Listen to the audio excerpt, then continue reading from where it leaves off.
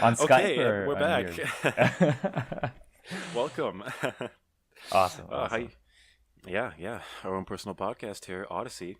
How you doing, Parth? I'm doing fantastic, Matt. What about you? Doing pretty good. Got home kind of late, and by late I mean like 6:30 ish. But Okay. this is going to be kind of a special episode because we want it to Yeah. be a little educational. Would you say that's the correct term? Yeah, yeah. So it's like a little bit of a deviation from your typical podcast that we've been doing. It's not going to be free flowy as it's still going to have that free flowy type of element, but it will be a little bit more educational. We're going to choose a specific topic and like sort of dissect it and educate the people on, the history of it and just discuss things about it and things like that. Yeah, I mean, we love to be analytics when it comes to certain topics, and we love to dive into details. So we're going to Yep. see how this goes. Yep. And we're going to talk about something that we really relate to be honest, in our daily lives. And I grew up with this particular topic. Would you care to say what we're going to talk about? Yeah, yeah. So it's freeways in LA, which is That's right. terrible. Terrible. Terrible, kind of a boring topic, but for people in LA, it's a day-to-day life thing, and everyone hates it. So it's a real thing. It would be hilarious if like people are in LA traffic listening to this podcast about LA traffic. It's kind of bad. I don't think people understand how bad it is Yeah. when they're from out of state. I mean, even when they're Mhm. from out of Los Angeles, because it's so unique. Just the traffic system in general, and transportation is huge when it comes to LA. I mean, you drive every day. You experience the pain, the long drives, things like Oh that. my Because you God. have a pretty nice car, right? And Oh yeah. you can't Thank really you. go that fast. Oh no. You have to have open road to like really experience the true power of the car, right? Which is For not sure. so possible, especially during rush hour in LA. Um, I know from personal experience that, so I used to drive from a city called Diamond Bar, which is in the outskirts of LA. It's about, I'd say, like half an hour east from downtown It's about LA. 30 miles. 30 miles Yeah, east. Yeah. yeah, approximately. I used to have to drive past downtown LA into an area called Santa Monica. So I would have to take the 60 West onto the I-10 and then onto I think it was the 405 for a bit. And Oh so wow. I had an internship in Santa Monica last summer. Not last summer, the summer before that. Had an internship all the way out in Santa Monica, and I had to be there around 7:30, sometimes 8 o'clock, right? So I would have Wow. to get up at 4:30, leave the house by 5, and be on the road for about 2.5 hours just to Oh get my there. god. And In the morning? yeah, it's 45 miles. 45 miles to cover 45 miles. Typically, if it's free, if traffic, if there's no traffic, right, and you're going like 60 Yeah. miles an hour on the road, you're probably or 65, 70 miles an hour, you're probably going to get there about at a rate of 1 mile per minute, right? So if it was 45 miles away, it would take you 45 minutes to get there. But this Right. time with LA, traffic, it's going to take you about 2.5 hours. Um, yeah. That's the sad truth, to be honest. I mean, even in the morning, you still have congestion, don't you? Like once you pass downtown LA, it just becomes very congested, doesn't it? Oh, big time, big time. And I mean, it's congested even before, but it becomes even more congested after. And on the Right. 10, it's terrible. 10 going west, it's ridiculous. And the same goes for the nighttime, the evening time, when people are going back from work to home. And it's the exact opposite direction. And you'll see it, you can actually see it from my house. Like you can see this giant just line. It's actually kind of That is beautiful. true. It It is is kind kind of of beautiful. actually, yeah. So the thing is, right? I think when you're driving in it, as long as you're staying, okay, it can be boring for some people, but honestly, I didn't mind it way too much, because I would keep myself busy, or I would like think about what I'm going to be doing for, the next few hours or whatever, or I would put on an audiobook or something like that, right? You have a lot of time to kill. That's pretty much Yeah, the idea there. I mean, just to explain a little about freeways from people who are not really familiar with this type of system, if you're from out of state or out of country, in LA area in Southern California, we have a big transportation system set up. I mean, even back in the early 1930s, they set the system up and they knew it was going to be huge. So Yeah. the reason for that is because we have so many people packed in to this amount of space, right? So we have like 10 million people as a population in LA, I think, and just in Okay. LA. So, Yeah. I mean, you have a lot of people per square mile, pretty much. Yeah. So when it comes to the freeways, let me just name a few. We got the 5, we got the 210, we got the 605, we got the 405, we got the 101. We got other side freeways like the 60, the 39, the 91, the 57. I mean, there's a ton of freeways that Yeah. people have to be familiar with if they want to commute around LA. Yeah. And It's complex. it's crazy. Yeah. And I think some people actually become like professional drivers when it comes to driving around LA. Like if you Uber around LA, you better know what you're doing. Oh, big time, big time. It's crazy because it's just so complex, and there's different times and for traffic hours, things like that. And once you get through downtown LA, that's where you experience the most traffic. Yeah. Yeah. So yeah, I want to ask a question actually. Why do Okay. you think there's so much traffic in respect to these freeways in LA? Is it like the amount of people? Is it not enough freeways? Not enough Yeah. lanes? So, okay, that's actually a really good question, right? I think what it has to do with, obviously, okay, I think over time it's gotten worse. Okay, Oh, really? Okay. I think so That because makes the sense. population keeps increasing, and the way that they're adjusting for this is they add a lane or two, right? But what causes the congestion? Yeah, that increases the space on the freeway, but that's not enough. I guess it's not enough to fill up as the population grows bigger and bigger, right? There has to be Right. some other solution coming in the next, I guess, 2 or 3 decades. So the thing is, there's only one off ramp and one on ramp to like for certain areas, right? There's like stops, like there's multiple exits along the freeway, correct?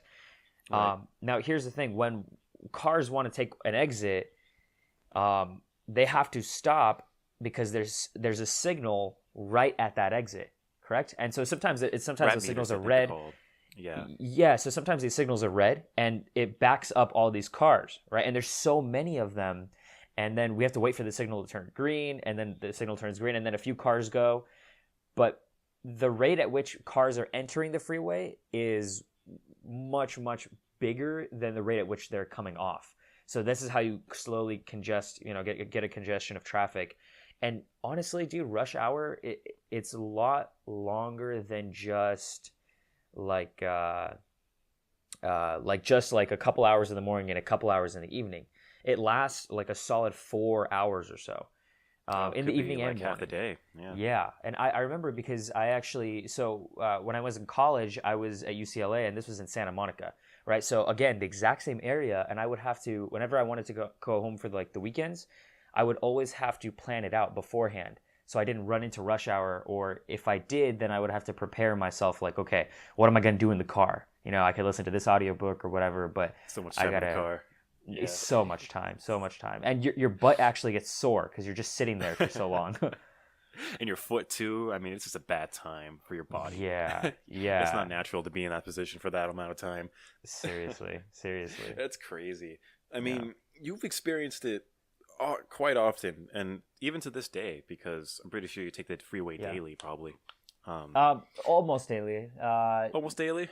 Okay. I wouldn't say almost daily nowadays. A lot less than I used to.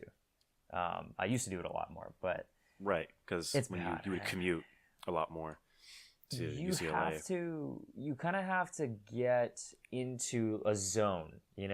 It's like you're paying attention while driving, but at the same time you're not. And you just gotta like you gotta multitask, stop. Yeah, you gotta like stop and brake. But then the second you let go of the brake and you move the car forward a little bit, you know that in 3 seconds you're gonna have to press on that brake again, and you just slowly edge your way along the freeway. And every single morning, Yeah. that's what happens.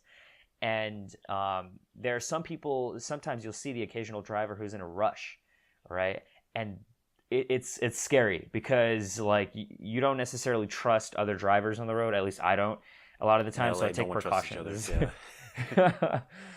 So Oh yeah, That's that's what it crazy. is. That's crazy to think about because when it comes to traffic in general, I think most of it's caused by just shitty drivers. Oh yeah, There's got to be, accidents. yeah, accidents, things like that. It's a sad thing to think about, but I honestly think that the freeways are not the problem when it comes to traffic. I mean, I'm pretty sure the 405 has enough lanes. I'm pretty sure the 5 has enough lanes. I'm just convinced that it's just the amount of people in LA in Okay. general and shitty drivers. And you always have those kind of drivers in LA. Right. What I mean by a shitty driver is someone who doesn't know where they're going, someone who is very eager and is pretty much I don't know, trigger happy when it comes to the gas pedal. Yeah. He disrupts traffic. He disrupts the flow. Yeah. So it's pretty obvious to see that traffic buildup can be caused by these individuals who pretty much, don't know how to drive. No, seriously. And these people are the ones that typically end up causing the accidents, and here's the thing too, right? Like when the traffic is super slow and you get into the rhythm and the zone, people tend to go on their phones because it's slow. The traffic is slow enough to be able to handle being on your phone, and it's illegal, right? Like That's illegal. you're supposed to get a ticket Yeah. for that, and people do it anyways. You see them all the time. Oh yeah. Another thing and this is what will cause accidents, right? Yeah. One thing to note though, whenever I would always drive in traffic, in the mornings especially, sometimes I would pump up loud music just to get myself in a good mood when it's like super early morning, just to get myself in a good mood. And I see all these drivers, pretty much every single driver that drives by, they're just like dead. It's just they have this look of misery on their face, like they're going to their 9 to 5 job, which they absolutely despise, and I feel bad. I genuinely feel bad. Yeah, you kind of have to because, Yeah. no one likes that kind of routine, to be honest. Hmm. You got to get up in the morning, you got to go to a job that's across LA, you got to sit through the traffic, you're alone.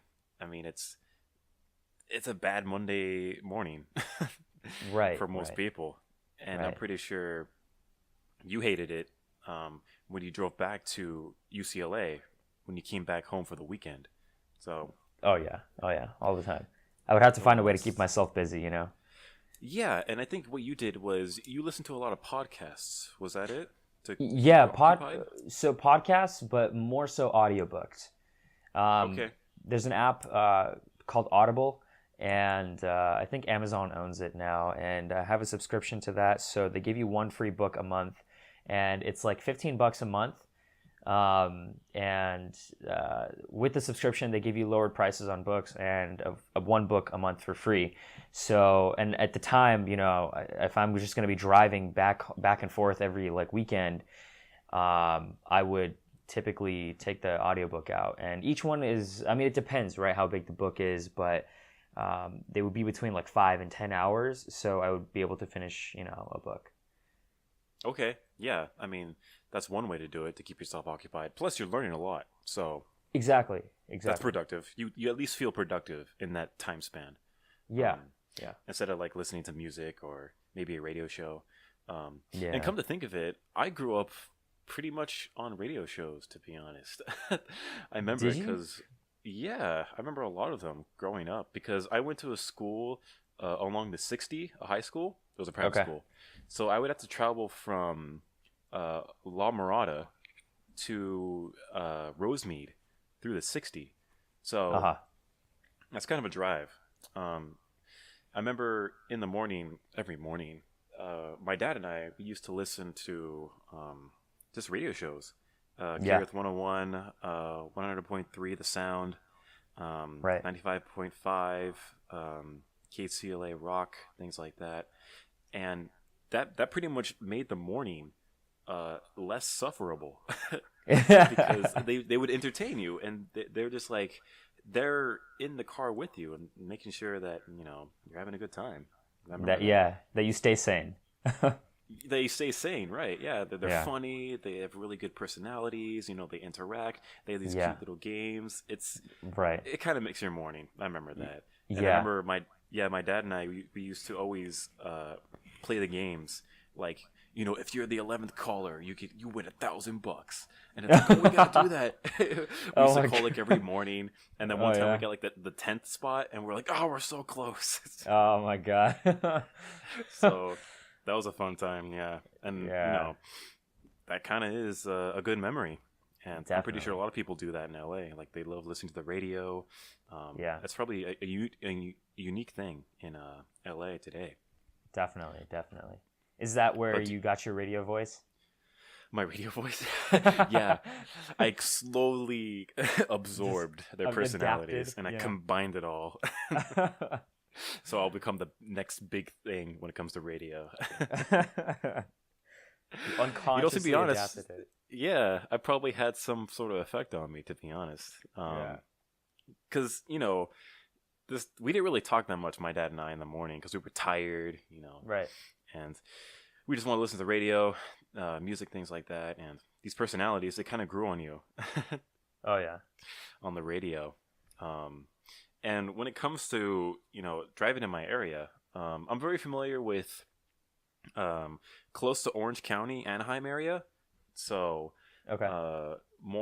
Very familiar with the 60. I'm very familiar with the 57, the 5, some of the 605. I never take the 405. I took it like once, maybe. Okay. But I'm very familiar with this little region right here. Okay. They kind of have it blocked off here, so it's perfect. Right. Yeah. I mean, Beach Boulevard. Very familiar with that. I used to drive down that all the time. I think you told me that actually. Yeah. Yeah. So Beach Boulevard is a special type of highway.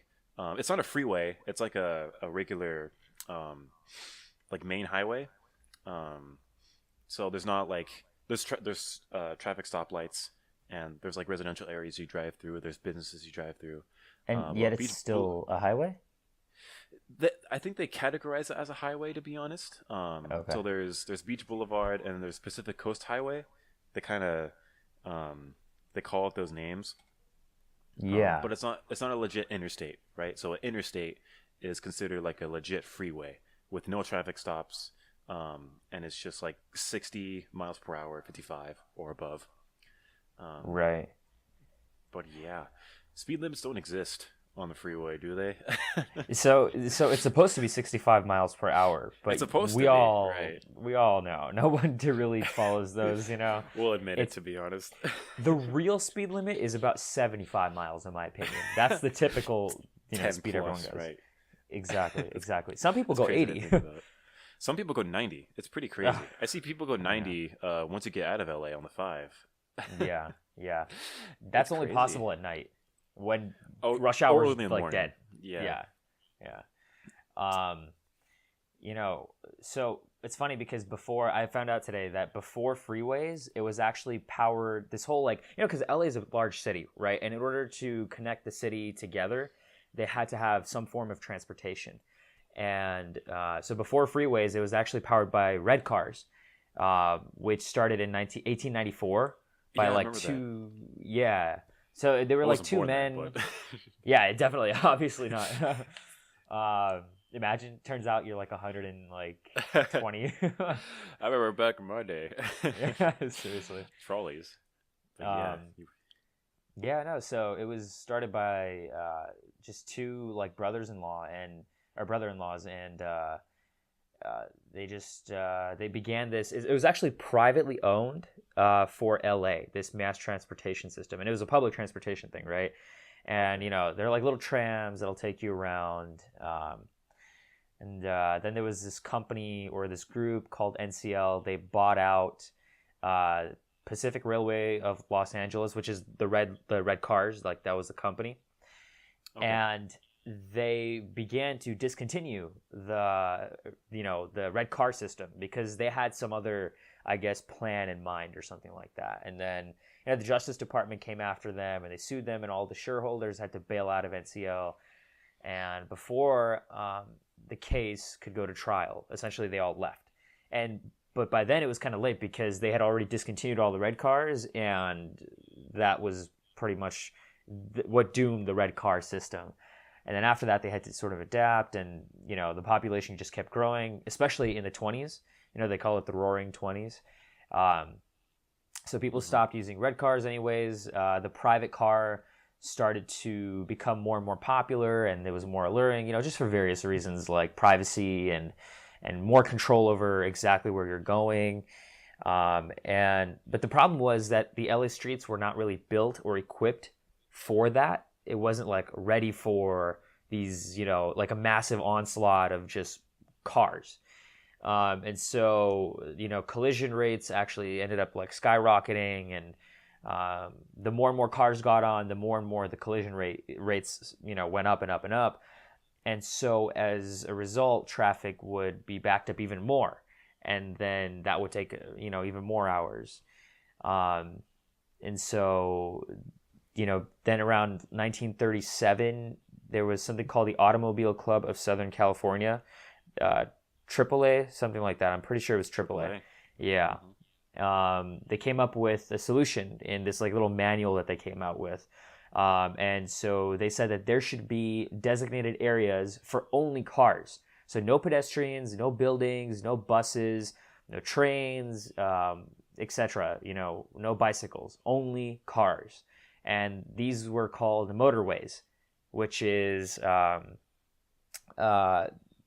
and so basically that was the name that the Automobile Club of Southern California had come up with, and they had actually mapped everything out. And this map was shown in this little manual. They released it in like 1937. But it took a while, and then at the time, LA had already been experimenting with construction of the freeways. So they had just finished building something called Ramona Boulevard. I don't know if you're familiar with Ramona Boulevard. Slightly, I maybe heard it once or twice. I think it's I think near the 10, if I'm not correct. Okay. I got a picture up here. 1935 view of Ramona Boulevard freeway approaching the Los Angeles County General Hospital. Right, oh, wow. Exactly. So, that fit all the requirements to be considered a freeway, but they had no center divider. And so there were like tons of injuries in the first, few months and everything like that. But in around 1947, that's when part of the AAA's, vision became feasible. And so the state passed this, I think, Collier-Burns Highway Act. That's what it was called. And so what this act did was it taxed 1.5 cents on gasoline to pay for the freeways. And it's almost like a cultural thing, like California, like freeways are like a California thing a lot of the times. Oh, yeah. Like that's like considered especially an LA thing. But even San Francisco has a bunch of freeways. So, there's almost like, and I mentioned this before, there's almost like a rhythm that you kind of have to be driving on the LA freeways with, right? That's, you have to kind of know when to stop and go, and it's about like once every 3 seconds. I think it's very second nature, to be honest, for most drivers, because there are some people who do it every single day, right? I have a friend who works at Disneyland, and he takes the 5 every day from Downey all the way to Anaheim to Disneyland. Right. So, when we drive on the freeway and when he talks to me, he says that it's like, it's like muscle memory. So brake, stop, go, take the exit, make sure you get in the far right lane. So he's always dealing with that. And of course there's different types of people on the freeway, different types of cars. So there's trucks, then there's like pedestrian vehicles, like, I don't know, like you or other people who have like a pretty much a residential car, like maybe a Prius or a Camry or a Toyota or something like that. Okay. And then there's police on the highways too, highway patrol. And I think they're a very special task in respect to the justice or the LAPD. Okay. So I once read somewhere in an article, I can't remember which one, that the highway patrol, they have to meet like a quota each month. So they'll deliberately catch people on like the minor mistakes. And they'll pull them over and they'll give them a ticket. So that kind of sounds corrupt, to be honest. Yeah. They got to meet their goal for the month, I guess. Like you got to give out so many tickets or something like that.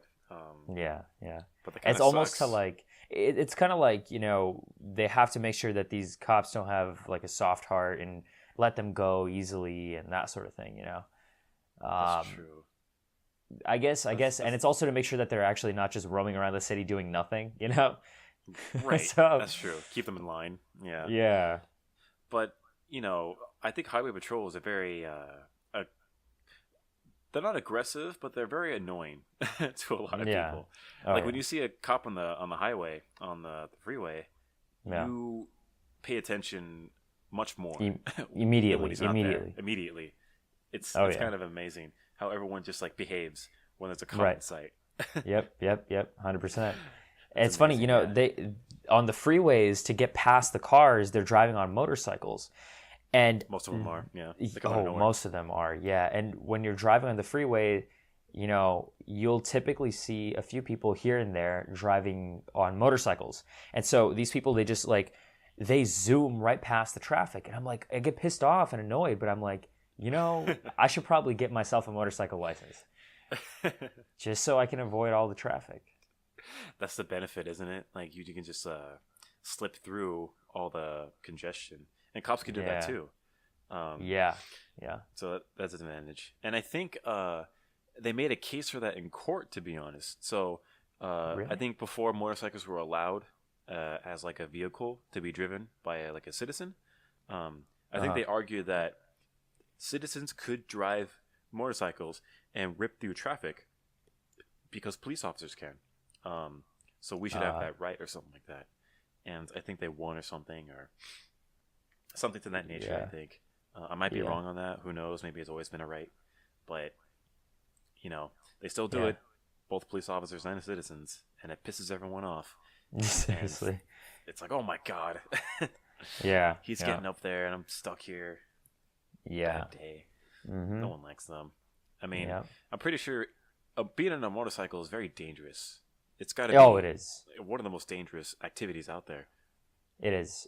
They say your life insurance policy, if you have one, it skyrockets the premium if they find out that you're driving motorcycles or if you have a motorcycle license. That's actually true Imagine- because I used to work at a life insurance company for a while.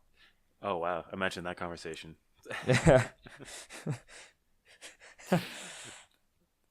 That'd be crazy to hear about. I mean, that does make sense, to be honest. And I'm pretty sure Yeah. Do they have car insurance? Do motorcycles have car insurance? Um, Some type of motorcycle insurance?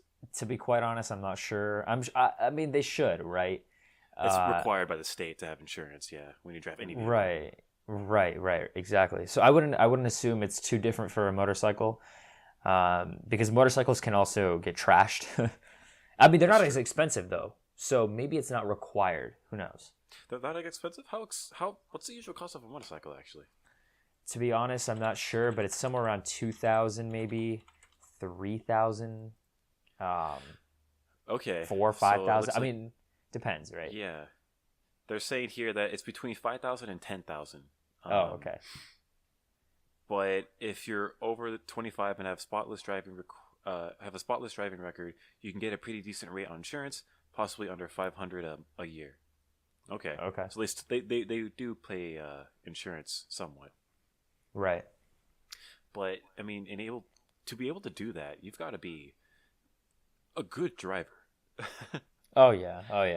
You've got to have some skills. I You mean, got to be it's- careful also. Yeah, because you can easily bump into someone and piss them off. Yeah, not only that, if you bump into someone, you can get knocked off that motorcycle, and if your head hits the concrete or something, you're done for. Oh, you're done for. I mean, you're much Yeah. more of a vulnerable person on the road. 'Cause Exactly. You have less mass, so if someone Yeah. hits you with a car, you're done. Yep. That is scary. Yeah. I would not. Yeah. I would not drive a motorcycle, to be honest. Even to Oh, look yeah. cool, I wouldn't drive it. It's too dangerous. Oh man, how many people do you think actually get motorcycle licenses just because they want to look like a badass? Become the next Terminator. I'm pretty Yeah. sure like 45% of them do. Oh my god, they have like a shotgun in their hand, leather Glasses jackets, always are on. sunglasses, ripped jeans, leather jacket. Spiked hair, Yeah. buff muscles. Uh, That's the dream, I'll isn't be it? back. I Oh mean, man. I'm pretty sure most guys go through that phase, to be honest, where it's like, I gotta get a motorcycle. I gotta join a biker gang. Right. Oh, speaking of Dude. biker gangs, those guys Yeah. are Go ahead. annoying on the freeway, Dude, aren't they?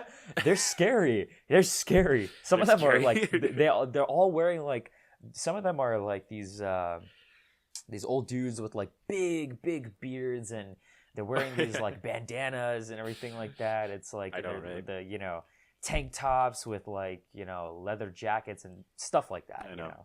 And they always have the loud motorcycles. It's never like the quiet ones. Yeah. It's not one of those ones where you have to like kind of bend over. It's like the ones with like super tall handles. I know, You know what like I mean? over the shoulders. Yeah. Like, well, how could you drive like that? Yeah, seriously. I always see them with like a girl on the back, or it's usually older people, to be honest. Yeah. Maybe that they want to are feel in those young. kind of gangs. But Yeah. it is kind of a hazard, to be honest, because they're very loud, and I'm pretty sure that they can cause more of a. Will they cause more of an accident? I'm actually not sure. Maybe they're more safe actually, since they're in a group, because they travel in unison. Yeah, I'm not too sure, to be honest. It would seem like people would try to avoid them on the highway when you see a gang of motorcyclists. Yeah. Yeah. They say LA has been ranked officially as the number one worst place for traffic in the world for the 6th straight year. Actually, I think that by now it's like the 7th or 8th. When I hear that stat, I always think of comparing us to New York, because I'm pretty sure New York has a lot more congestion when it comes to square miles. Okay. Because they're much more actually compact. So I actually just did research on that today, and I found out there's actually so in the U.S., traffic from worst to less worse is Los Angeles is number 1, New York City is number 2, San Francisco is 3rd, Atlanta is 4th, and then it's Miami. Wow. Yeah. I there it think. is. Yeah, I got a graph here on CNN that gives us the world's most congested cities. And Whoa, LA whoa, seems man! Fake news. Fake news, kidding. bro. We can't follow this data on traffic. Probably lie about For all traffic. we know, they fabricated that data. They make LA look good. Yeah. The liberal city. The best No, I'm city in just the funny. world. But, I'm pretty sure when it comes to LA, we have the most people here owning a car compared to other cities, I believe. Like, most people here own more cars than like in, I don't know, Texas, Dallas, or maybe even New York, probably. Because I know most people don't have a car in New York. Most of them take public transportation, Subway. probably. Yeah, the subway typically, and taxis, that sort of thing. Uber now, right? More so. Oh, yeah, for sure. Yeah. For LA, I think most people have their own personal car, to be honest, because you need your own car pretty much to get around LA in general. Oh yeah. Because if you use public transportation, even Uber, I think, well, if you take Uber, it would be a little expensive. Yeah, it would be. Because the amount of distance is larger, right? So if you wanted to go from like your house to LA with an Uber, I'm pretty sure it would be like $40. Yeah, 40, $50, something like that. 40, And $50. if it depends on the time of the day too, because if they're That's wasting 2 hours in traffic, they're gonna jack up the rates, right? So. And that's the lowest kind of service, right? So that's like the economy class, I think. Yeah. If you take Uber Lux, then it's like It's like 150 maybe. Yeah. For one drive. That's crazy. Yeah. But those kind of drivers make a lot of money in LA, especially in Hollywood, like a luxury type of Ubers. Yeah. That's where the money's at. Seriously? It's a living, I believe.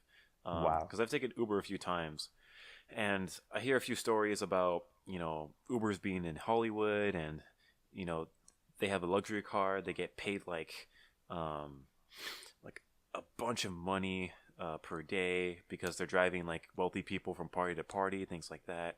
Mm-hmm. So it can be a legit occupation. Right. I don't doubt it. I've always joked around about you becoming an Uber driver. Me? Oh yeah, I drive a lot.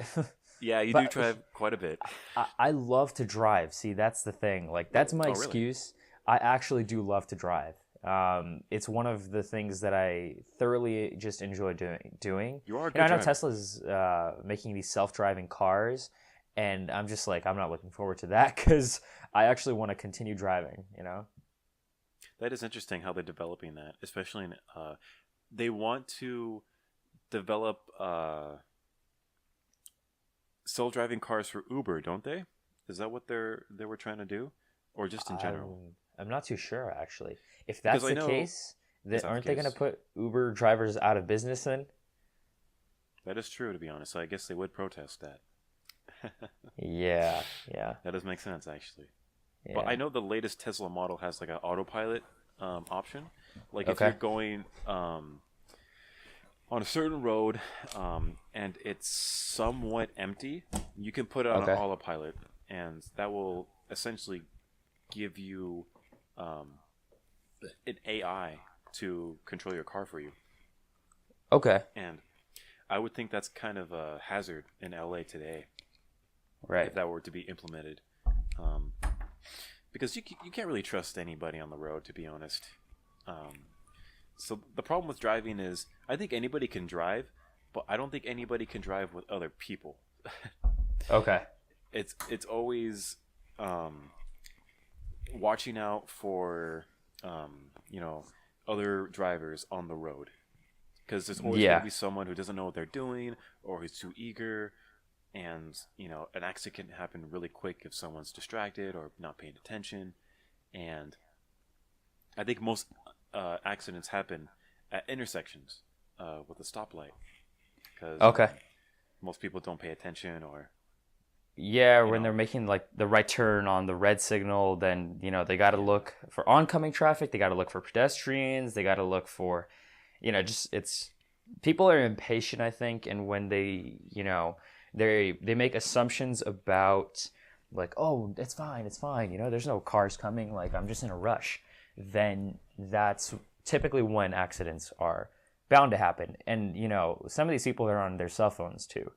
right. And So most yeah, people don't understand the physics of a car, to be honest. Because I yeah, think if you're like on the freeway, you have to have like so many distance in front of you if you're going so fast. So if something were to happen, you can press on the brakes and be safe with this amount of distance in front of you. right. And I forget the exact numbers, to be honest. It's like every 10 miles you need to be like 2 car lengths away, or like 3 or something like that. Um, Okay. uh, Most people don't follow that rule. A lot of them tailgate, and a lot of them keep close distance because they want to go faster. Um, Yeah, yeah. Which doesn't logically make sense. Because if you're stuck behind that car, how are you going to go faster? Does that make sense? And even if you that is do go true. faster, you're probably going to end up at the place like maybe 10 or 15 seconds faster, maybe a minute at most. You know That's what I always mean? funny. Yeah, you always meet that driver that's zipping through traffic, and then you meet them at the stoplight Yeah, yes, at yes. the That end. happens. Do you know how many times that's happened? Like I've had a driver, right? I've had drivers do this almost every time I drive, okay? They pass me, right? Because I'm going like approximately the speed limit. I have a clean record right now, and I Right. plan on keeping that clean record as long as possible, right? Especially, because I want to keep my insurance down and everything. So anyways, I'm like following the limit, the rules a lot more than I used to back when I first got my license. And so Hmm. I'm going at like the speed limit. Let's say it's like 40 miles an hour. At most, I'll go 45, right? Yeah. And so these cars will pass me. They'll zoom past me, right? They go at like, if the speed limit's 40 and I'm going 45, they'll go at like 50 to 55, okay? And they'll like Hmm. pass me and they'll go super quick. And then the red light comes up like right after and they have to stop. And I'm like sitting right next to them. I'm giving them this look like, are you serious right now? I got here at the Really, exact bro? same time you did.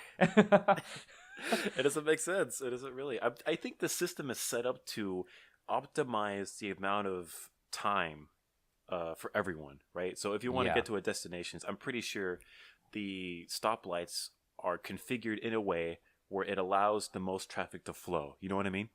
Yeah, yeah, yeah. Whenever I take Beach Boulevard,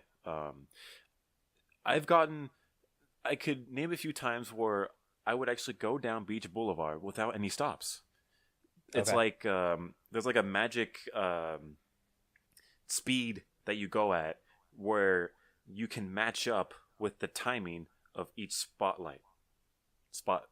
at each traffic stoplight. Huh. It's crazy. So I'm pretty sure there's some algorithm behind the traffic system and the Yeah, lights that allow probably. that kind of optimization for Yeah. travel. I think, these people that go faster, they'll probably end up getting to their destination a little bit quicker. But if Maybe you're like in 5 seconds congested, quicker. yeah, maybe it's like so minuscule, it's not really even noticeable. But since they're in a hurry, maybe they're late or something like that. They really think that driving faster will really get them there a lot faster. You see what I'm saying? Yeah. Yep. Um, Mm-hmm. but I mean, unless the freeways are like open or something and you're driving like 80 miles an hour versus 70 or like 75 and you're going a long distance, like an hour away, then yeah, you might get there a solid maybe 10 minutes earlier. But those are the conditions, right? But most people don't drive under those conditions. You know what? My mom thinks like that. She is kind of a reckless driver, to be honest, Oh, okay. and I'm not afraid to admit it. I grew up with her. Um, a ton of experiences of fast travel. Days where she would just go super fast because we got to go somewhere quickly, or we're gonna be late, or I remember one time we went to go visit my grandma, and she was like driving really fast, and Right. she would amazingly cut the driving time nearly in half. Whoa, really? Yeah, I don't know what's about it, but I guess she's just that kind of driver, to be honest. Okay. Or maybe she gets really So, lucky. Like maybe she gets all the green right. lights, or she doesn't get that many people on the road when she's Right, driving. right. Um, Yeah. but yeah, we joke about that in my family, where that she's like a very fast driver, or she's like a very determined driver. It's kind of Yeah, funny. yeah. Definitely. My dad, anytime I'm driving and like let's say I'm driving, he's sitting in the passenger seat, he will always tell me, "Dude, go take that other route. Like why are you driving like that? Like why are you driving down this route? Like you could be taking this way, you could be taking that way." I'm like, "Can I just drive, please?" My Like dad does it. it's I not think every dad like does it. it's like how much faster is it gonna be? Like you'll get there maybe 5 seconds faster. It's not like anything substantial or something to waste mental energy over. My dad does that whenever we take an Uber. Yeah. When we get back into LA, he always pretty much is a second driver. Oh, really? Yeah, he's like, you should do this, you should do that, and the Uber driver's helpless, so they have to follow. Yeah, they're not gonna like tell their customers no, Right. otherwise they get a bad rating, right? Yeah, that's kind of funny, but I think that's kind of a thing with guys, isn't it? It's like, I know where I'm going. Like this is the best way. I know how to Hmm. drive. Things like that. Yeah. Do you get like that at times? Like maybe when you're not driving and someone else is driving? Um, I try not to. For the most part, if I recall correctly, I'm not like that even if I think it in my head, I'm like, oh, he could have gone this way. That would have been a little bit faster, but it's fine. I don't really care. I'm not gonna like sit there and waste mental energy on like how I would have gotten there faster because I know what it feels like to be in the driver's seat and to get that criticism. And I'm just like, you know what? Why should I kill the vibes here? I'm just gonna spend that extra 5 seconds to have a better conversation with this person. You know what I mean? Yeah, I mean, totally. Why add more stress to the driver? That's not a good idea. Yeah, yeah. People So I'm do just it though. Yeah. usually I'm immersed in the conversation that the driver and I are having. I don't really even pay attention too much to what route they're taking or anything like that. I think we have that experience sometimes. Like I remember we're on the 60 and we were talking and talking, and I Yeah. think we missed our exit or something like that, and we had to get off like at Pomona or something like that, Oh, dude, that happens all the where our time. conversation Anybody was who so drives deep with me that knows. Yeah, we kind of just went down the freeway, and it seriously. happens because it's like second nature, muscle memory. Yeah. Yeah, people who drive with me know it's like I usually don't end up. I miss the freeway so much, or like the exit so much. Like Exits, yeah. yeah. Well, sometimes it's dangerous, right? Where it's like, oh, the exit's coming up too fast. I don't want to like gun it and pass 4 lanes to get into the exit lane. Yeah, it's kind of dangerous. Although I have done that too, So, Everyone's but typically, yeah. Everyone has been that person.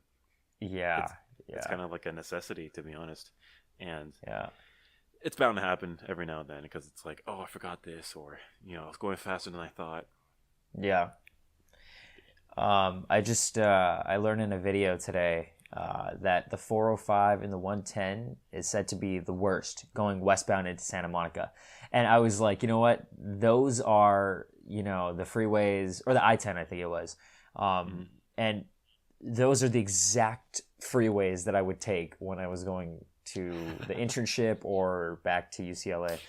And the same drivers would come back at night and make it the exact same way. Oh my gosh, so round trip. Jeez. Seriously. Now, the thing is, like, how many alternatives do they really have? Right? You can take trains, you can take the bus, you can ride a bike, although that's not feasible because you're not going to get there quick enough.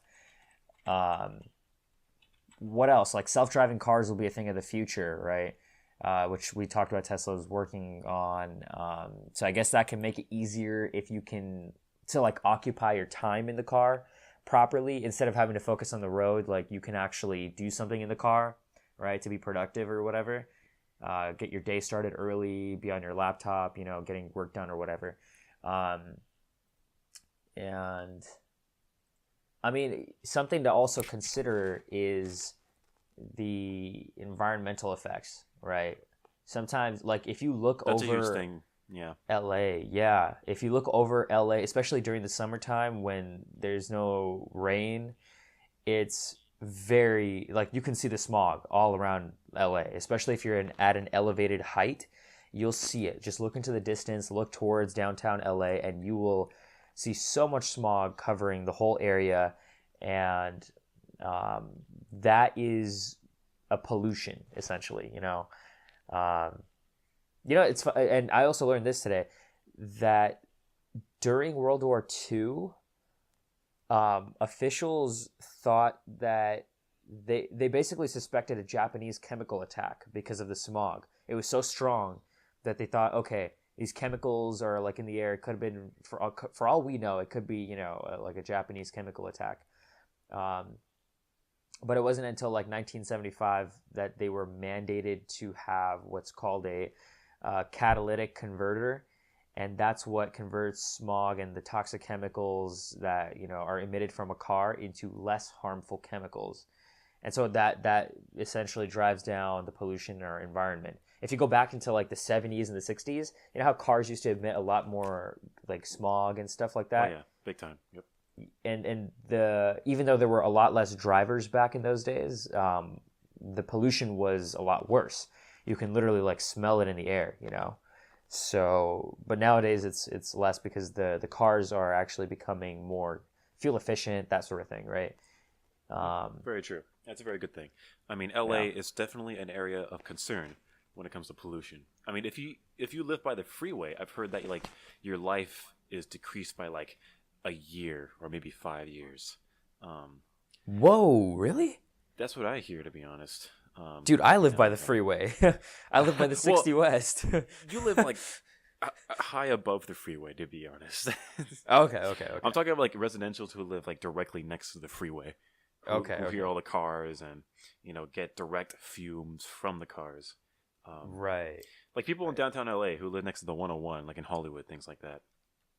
So living next to transportation systems is not fun at all. So if you live like next to a metro or next to an Amtrak or next to a freeway, even next to a big highway like Beach Boulevard or even Valley Boulevard, for that matter, of a road you're familiar with. So, right. I think more and more people are. So pollution. Yeah, go ahead. Sorry. I was just going to say that they're, having health effects from pollution. So health effects are one thing, right? And then there's another thing is just the noise, right? Like when you hear, if you actually go out and you're near the freeway, you'll start to realize how the noise is really, it's affecting just their lifestyle. Like they have to get used to it, obviously, right? And I always wonder, like, how do people handle living next to airports? You know, there are I know, actually right? houses, and Yeah. it's like planes taking off left and right, planes landing left and right, and you're fine with that. The real estate values there must be really low. So if you're willing to Very low. handle that, like, you can probably get a cheap apartment or a house out there near LAX or something. Would you do that? Would you be able to rent um, a house next to an airport? Honestly, if it's cheap enough, if the price is right, I probably would. I wouldn't care. I would have to find a way to like not be distracted by the noise. How would you sleep? Yeah, that's the big reason. Or That's the big thing, concern. right? Yeah, that's the thing. I think my ears would have to adapt because okay, here's the thing. When I sleep with the fan on consistently, and Oh, that's you're just a one of the habit. fan guys? Yeah, I've had a habit since I was young, and that's because of my mom. And you know, she grew up in India, and it was really hot during the summer times, It's so she genetic. would have to have the fan on. Yeah, no, seriously. And so, well, no, I wouldn't even say genetic. It was like whenever I was when she basically grew up with the fan, right? Like when she was sleeping. And so when I was growing up, she would always give me a fan. And it was just for no, like, I don't know, no like real reason. But you know how in the summertime it gets really hot here, right? Yeah. Also. So, and I'm just used to it. Like all that noise, I can sleep right through that noise. So, It's kind of yeah. weird, isn't it? Yeah. I remember in summertime, you have to have the fan on because if you sleep with no fan, you get really sweaty and you stick to like the blankets and it gets really nasty. Um, so I gotta Yeah. understand how people need the fan. Yeah. Yeah. It's kind of funny though. It's like you need to hear that bzzz Yeah. throughout the Yeah. night. Um, but yeah, I guess I can do that. I sleep with music on, to be honest. Really? The whole night? Yeah, the whole night. Yep, Wow. What kind of it helps music? me sleep. Like soft jazz, something like that. Um, Yeah. You really like maybe like soft jazz, huh? you know what I do. I'm not afraid to admit it. Yeah. No, I love soft jazz as well. I like the song actually. He's so Matt's the one who picked out the theme song for Odyssey, and actually I really liked it. Oh yeah, That's that's like true. that's your typical style. I can feel it, you know. Yeah, very chill, very mellow. Yeah. It's I like that kind of vibe where you sit at a diner. It's late at night and you have like a cup of coffee. Yeah, what was that one painting you showed me? What was that called?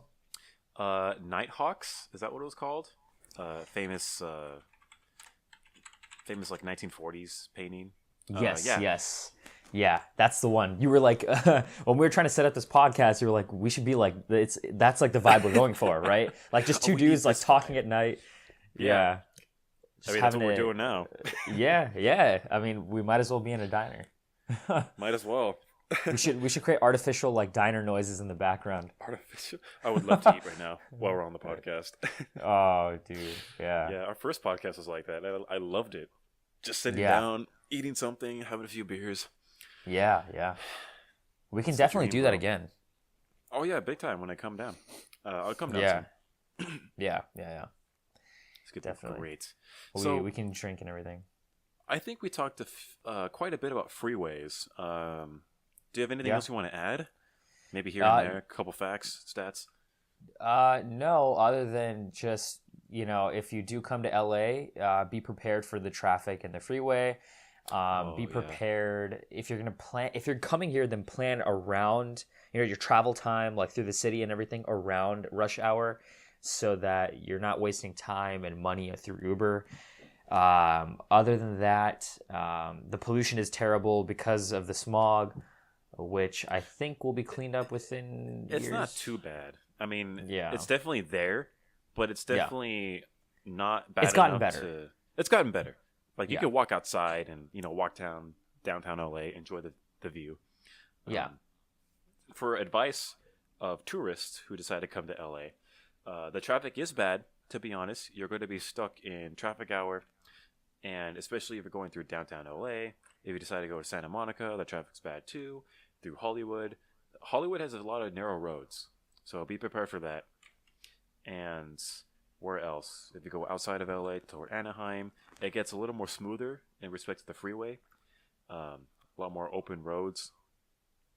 But just keep in mind, though, a lot of people work here. So you're going to experience a lot of just working individuals like on the freeway, a lot of truckers, what else?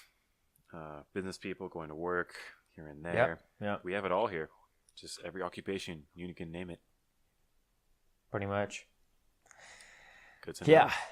So, I mean, if there's nothing else we have to say on Freeways, we were also thinking about talking about Alex Jones.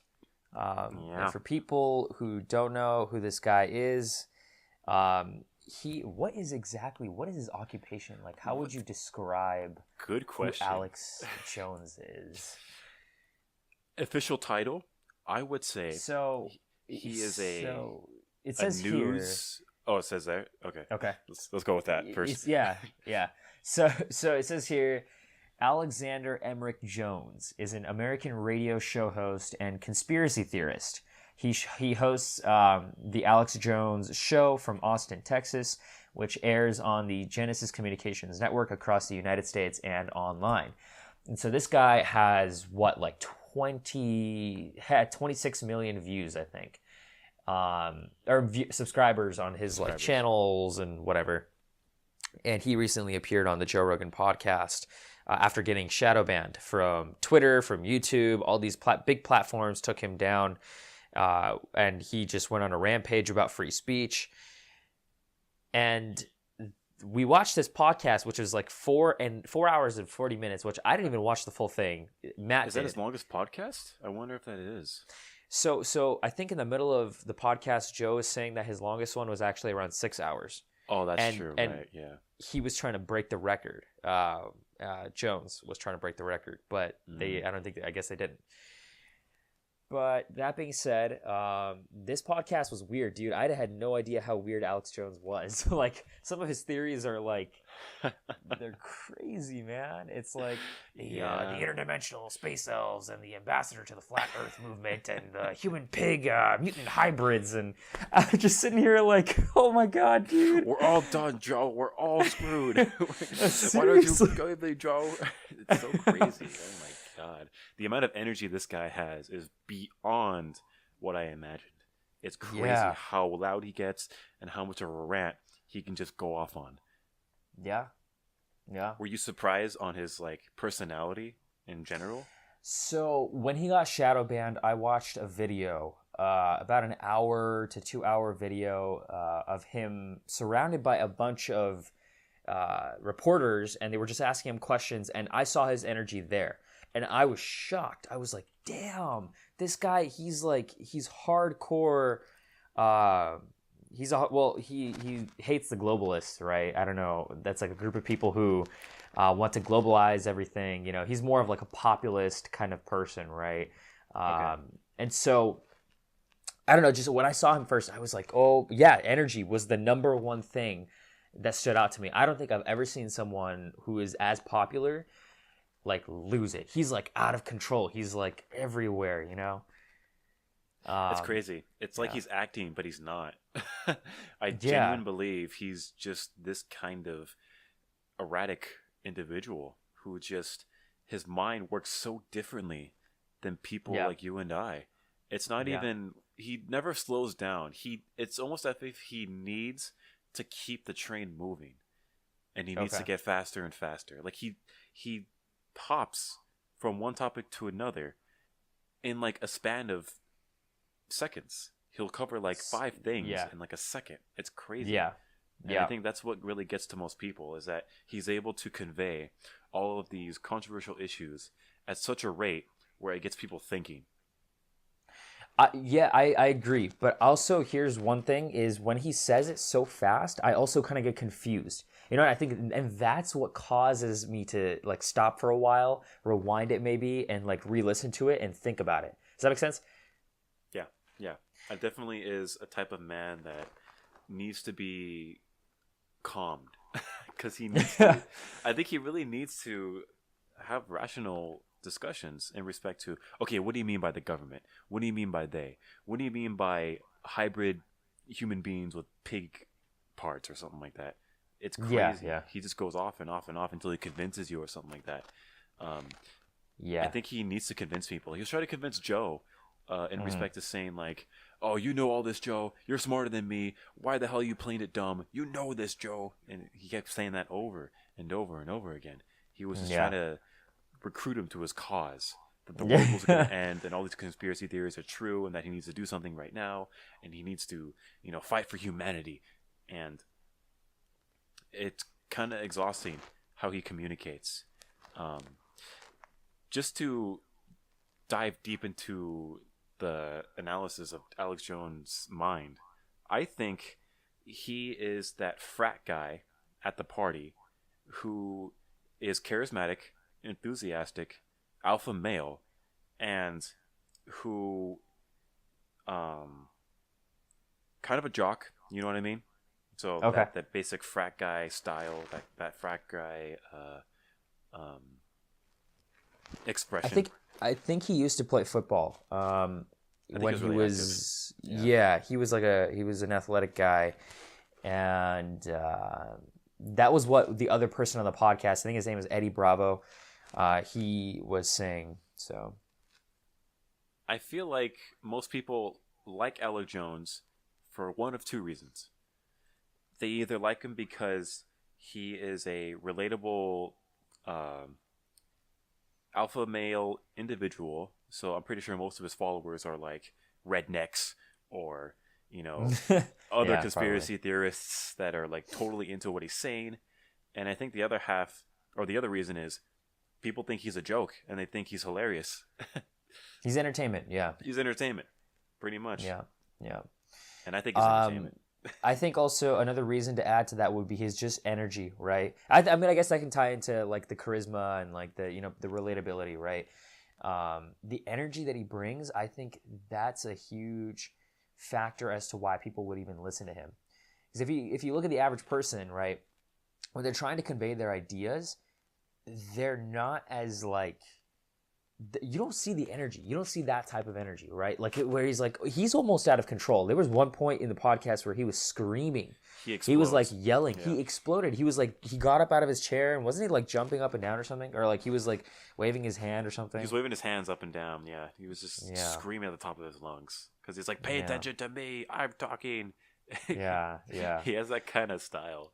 Yeah. And I think, you know what it is, that either the reason, and you know what's funny?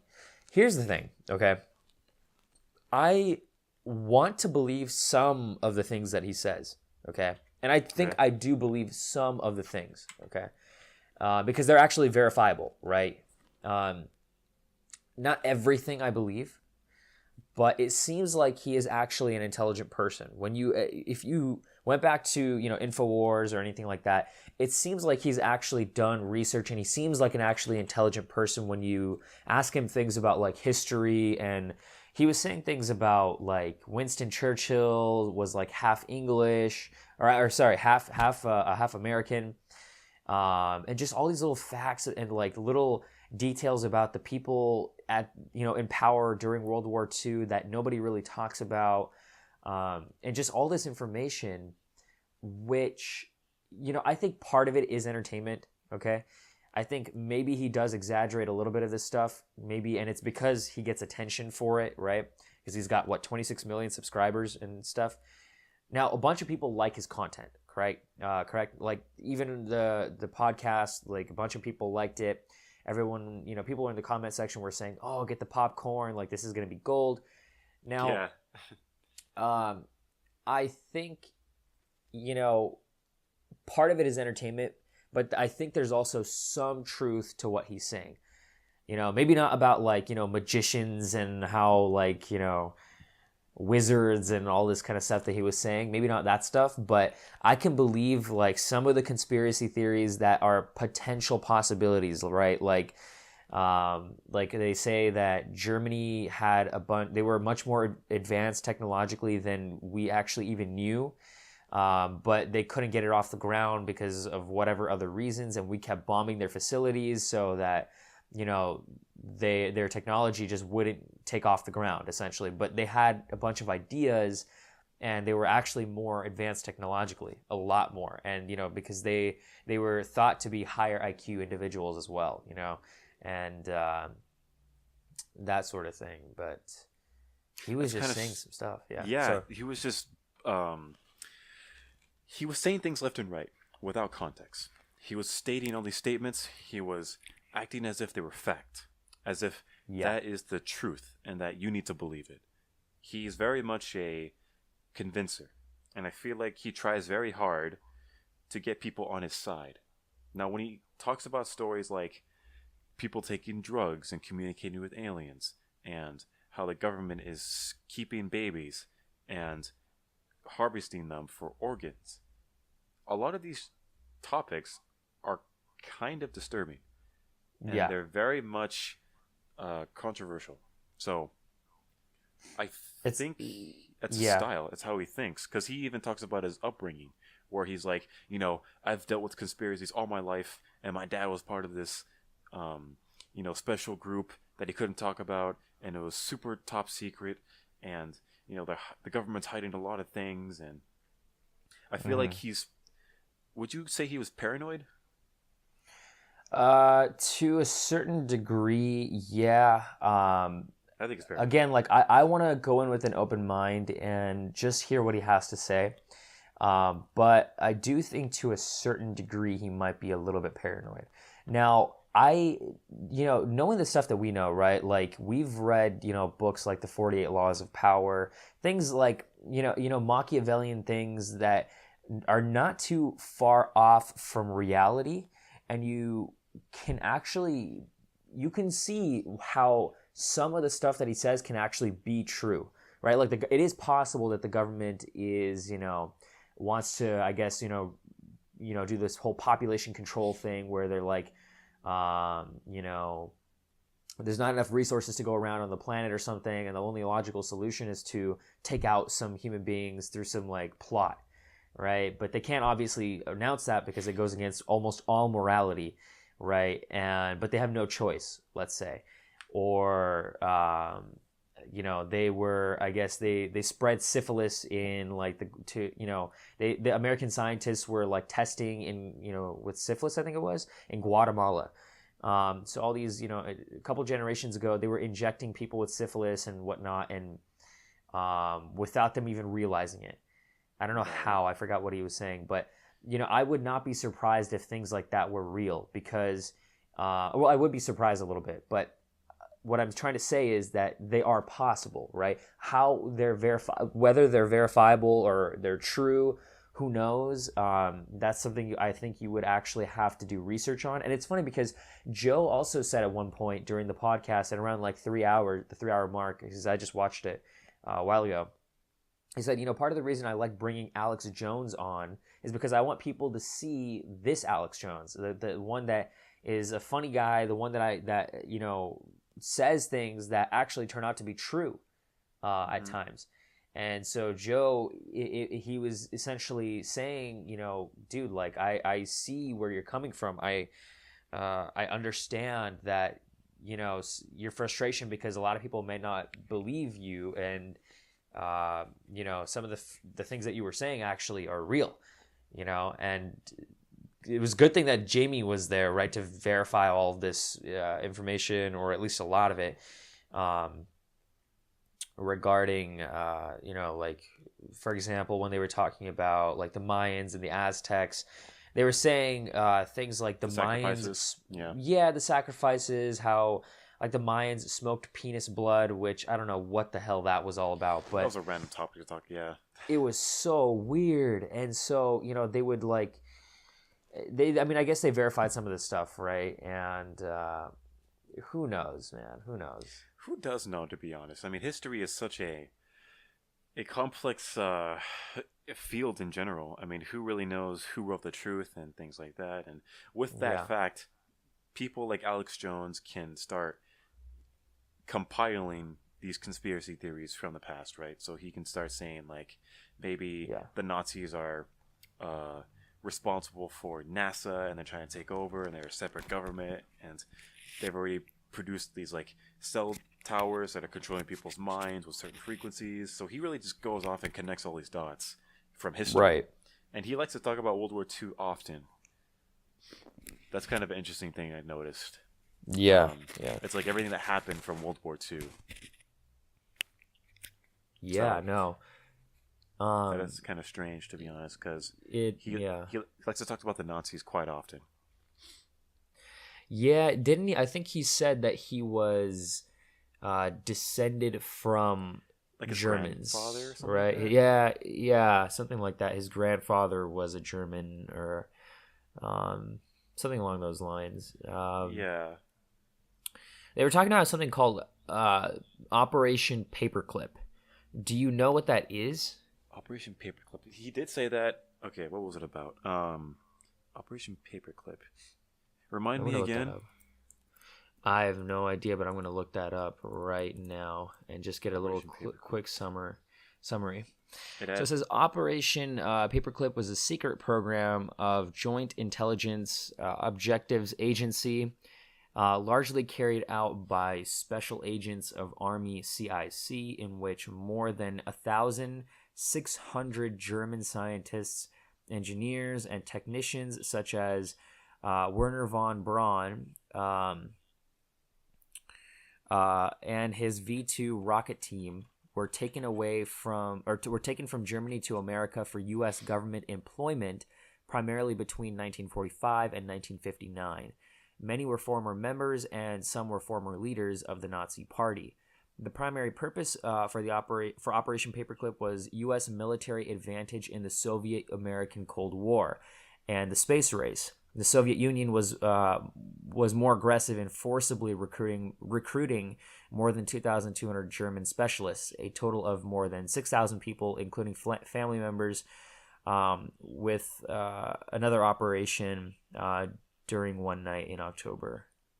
So they basically brain drained, right? That's the whole concept. Like, they took the smartest people from the country and they used their intelligence to give them an advantage in the following war, which is the Cold War. And I'm not really shocked, because remember, if the idea that the Germans were actually much more advanced technologically is actually true, then that would have been a major advantage to have. So wasn't Einstein from Germany or something also? I think he came over. Yeah, he was one of those refugees that came over. Yeah.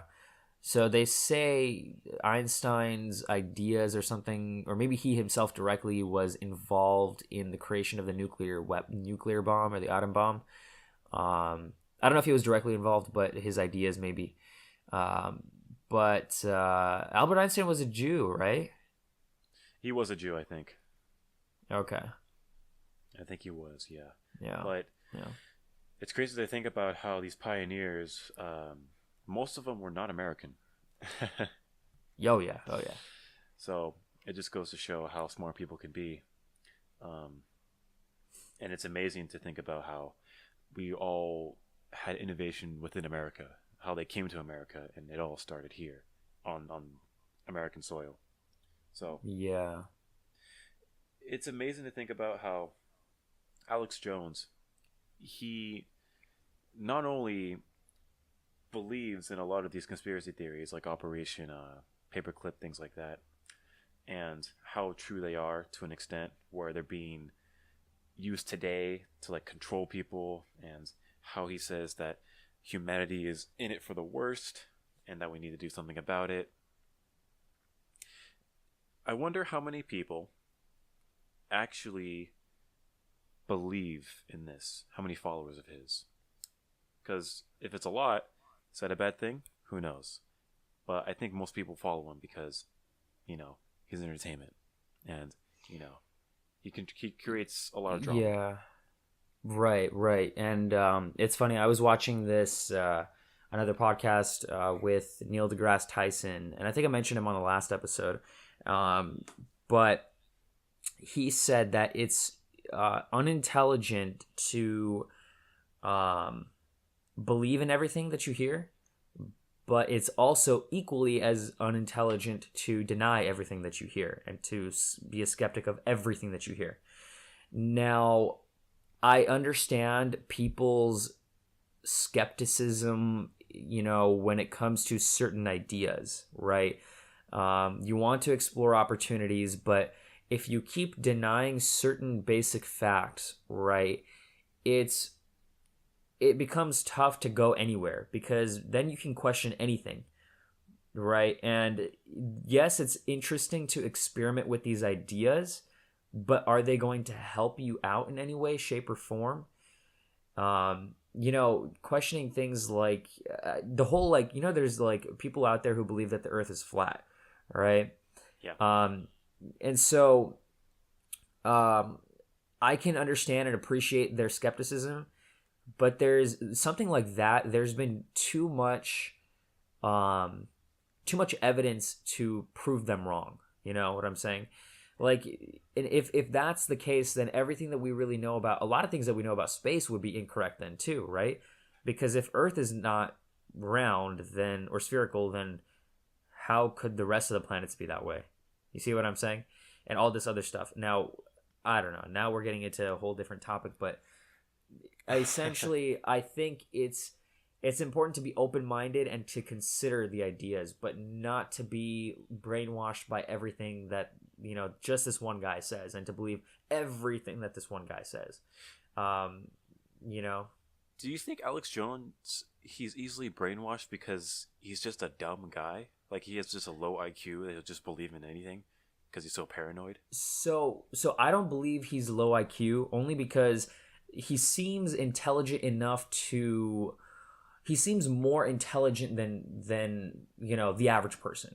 He seems to know more than the average person, right? Not everything he said, in my opinion, was crazy, right? Like, he knew so many facts. It's like he was really just, like he was listing all these facts, and it doesn't seem like a low IQ person would know all of this stuff. Does that make sense? Or even be able to have the ability to know, not just all these facts, but to communicate the way that he does with all the complications of the conspiracy theories, to even understand how complicated some of these conspiracy theories are. I think you need to have a certain level of IQ. You know what I'm saying? Yeah, so that makes sense. It may not be low IQ, but it may be he's just a little bit too skeptical, you see? And I actually thought that for a while. I was like, is he just like really, like for a while I did. I was like, maybe he's just like super low IQ and he's just like really flamboyant and people just started, watching him. Now, I don't think he's low IQ because after a while of listening to him, I was like, okay, I don't think that's the case necessarily. It may just be that he believes in everything, It's just like, or not everything, but he just believes in stuff. Or you know what? Another possibility I messed around with, or I tried to think about, was maybe he's purely lying about all this stuff to get people's attention, and he's just an entertainer. You see what I'm saying? Just trying to like. It's not far from imagination. That is possible. Yeah, you see, like 26 million followers and or subscribers or whatever, and the people that when they follow him. Sometimes they just want to hear like how crazy the things that he's going to say are. So people will follow him and everything like that. So if he says more things that are crazy, he's going to get more attention. Now again, like there are some theories that he was talking about where it's like, I was, like people who have taken all these drugs and have communicated with aliens. It's kind of freaky a little. But it's a little freaky. It's kind of a far stretch of a story, to be honest. Yeah, see, like those types of things, I'm kind of thinking, okay, maybe that was just part of the imagination, But at certain points, he did say things. Joe was even saying this, was that, people in like a group of, people doing like ayahuasca in a group will experience the same, like communication with the same beings or something like that, same aliens or whatever. And he called them elves. Which that was even, kind of a term that slipped in. That's kind of weird. I was like, like elves, like Santa's elves, like what do you mean? That So is all of kind a of sudden, random, elves yeah. are like trying to like get human beings to destroy each other and like all this immoral stuff and whatever. Now, this kind of sounds like devil worshiper talk to me. Um, Oh yeah. so it's now here's the thing, right? Joe Rogan also said this. He said people in the ayahuasca, people doing ayahuasca in the same group or in all these drugs, they experience the same thing. Okay, how is it possible to experience the same thing in that group? Well, here's one theory. Okay, it's that to do ayahuasca, typically, they say I think you have to go down to like Mexico to like do it in certain parts of the country or whatever with these Ayahuasca, is that a psychedelics. type of drug? It is, yeah. It's like a Okay. psychedelic drug, I think. I know nothing about drugs, to be honest. No, I don't either. I've just heard them talk about it on the show. Oh, okay. But you have to have someone guiding you through the experience, and everyone apparently throws up, and things like that happen, right? Now, but they come out a changed person, completely changed. Now, if they're being guided by someone and they don't know what's going on, they're like in this completely different state, in a completely like different world, okay? Then it is possible that the person guiding you through it planted a bunch of those images there by like talking to you while you're high on ayahuasca or whatever, right? And as he's talking and leading you through the group, you're starting to imagine and picture all these things, you see? And then I don't know. So I think that is a potential possibility where like the person guiding you through it will plant these images in your head, maybe, and Right. that's how everyone gets the same image. It's like a complicated um form of hypnosis. I can yeah. believe that. But the fact that he is so on board with the fact that you can communicate with aliens while you're high, it kind of seems counterintuitive because it's like, okay, you're high on drugs, on a substance that's made to mess up your neurological Function. brain system. Yeah. Yeah. Isn't it obvious that you're going to see something that you wouldn't normally see? Yeah. I was kind of confused by Yeah. that connection there. That's what I thought. And then they said something like the only way to access the fifth dimension or whatever. I'm Sixth or just fifth, like, seventh. he started talking about like I'm 12 dimensions and things like that. It was yeah. funny. I'm just like the only way to access the fifth dimension and like the interdimensional space aliens and the is to Perfect voice, by the way. yeah, I know, thank you. The interdimensional space aliens and the but anyways, he was saying, to access all this kind of thing, you have to be in that state, and it does something where, here's another theory, by the way, that they were flirting with, which was really interesting.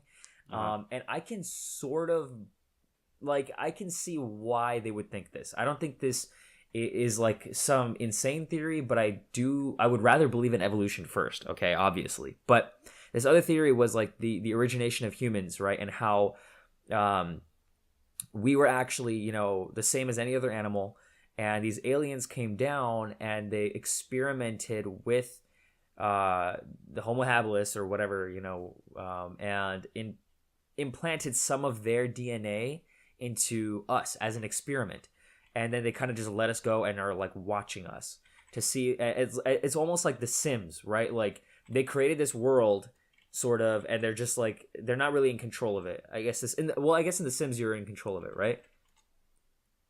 Yeah, that kind of makes sense. But to be honest, there's so many different theories out there for the reasons for life and how it's being run, right? Because I know Elon Musk has his own theory where we're a simulation and that we're Yeah, yeah. just like in a computer and we're not really real. And then Alex Jones is saying that we're an experiment for interdimensional aliens who are testing our functions and how we evolve.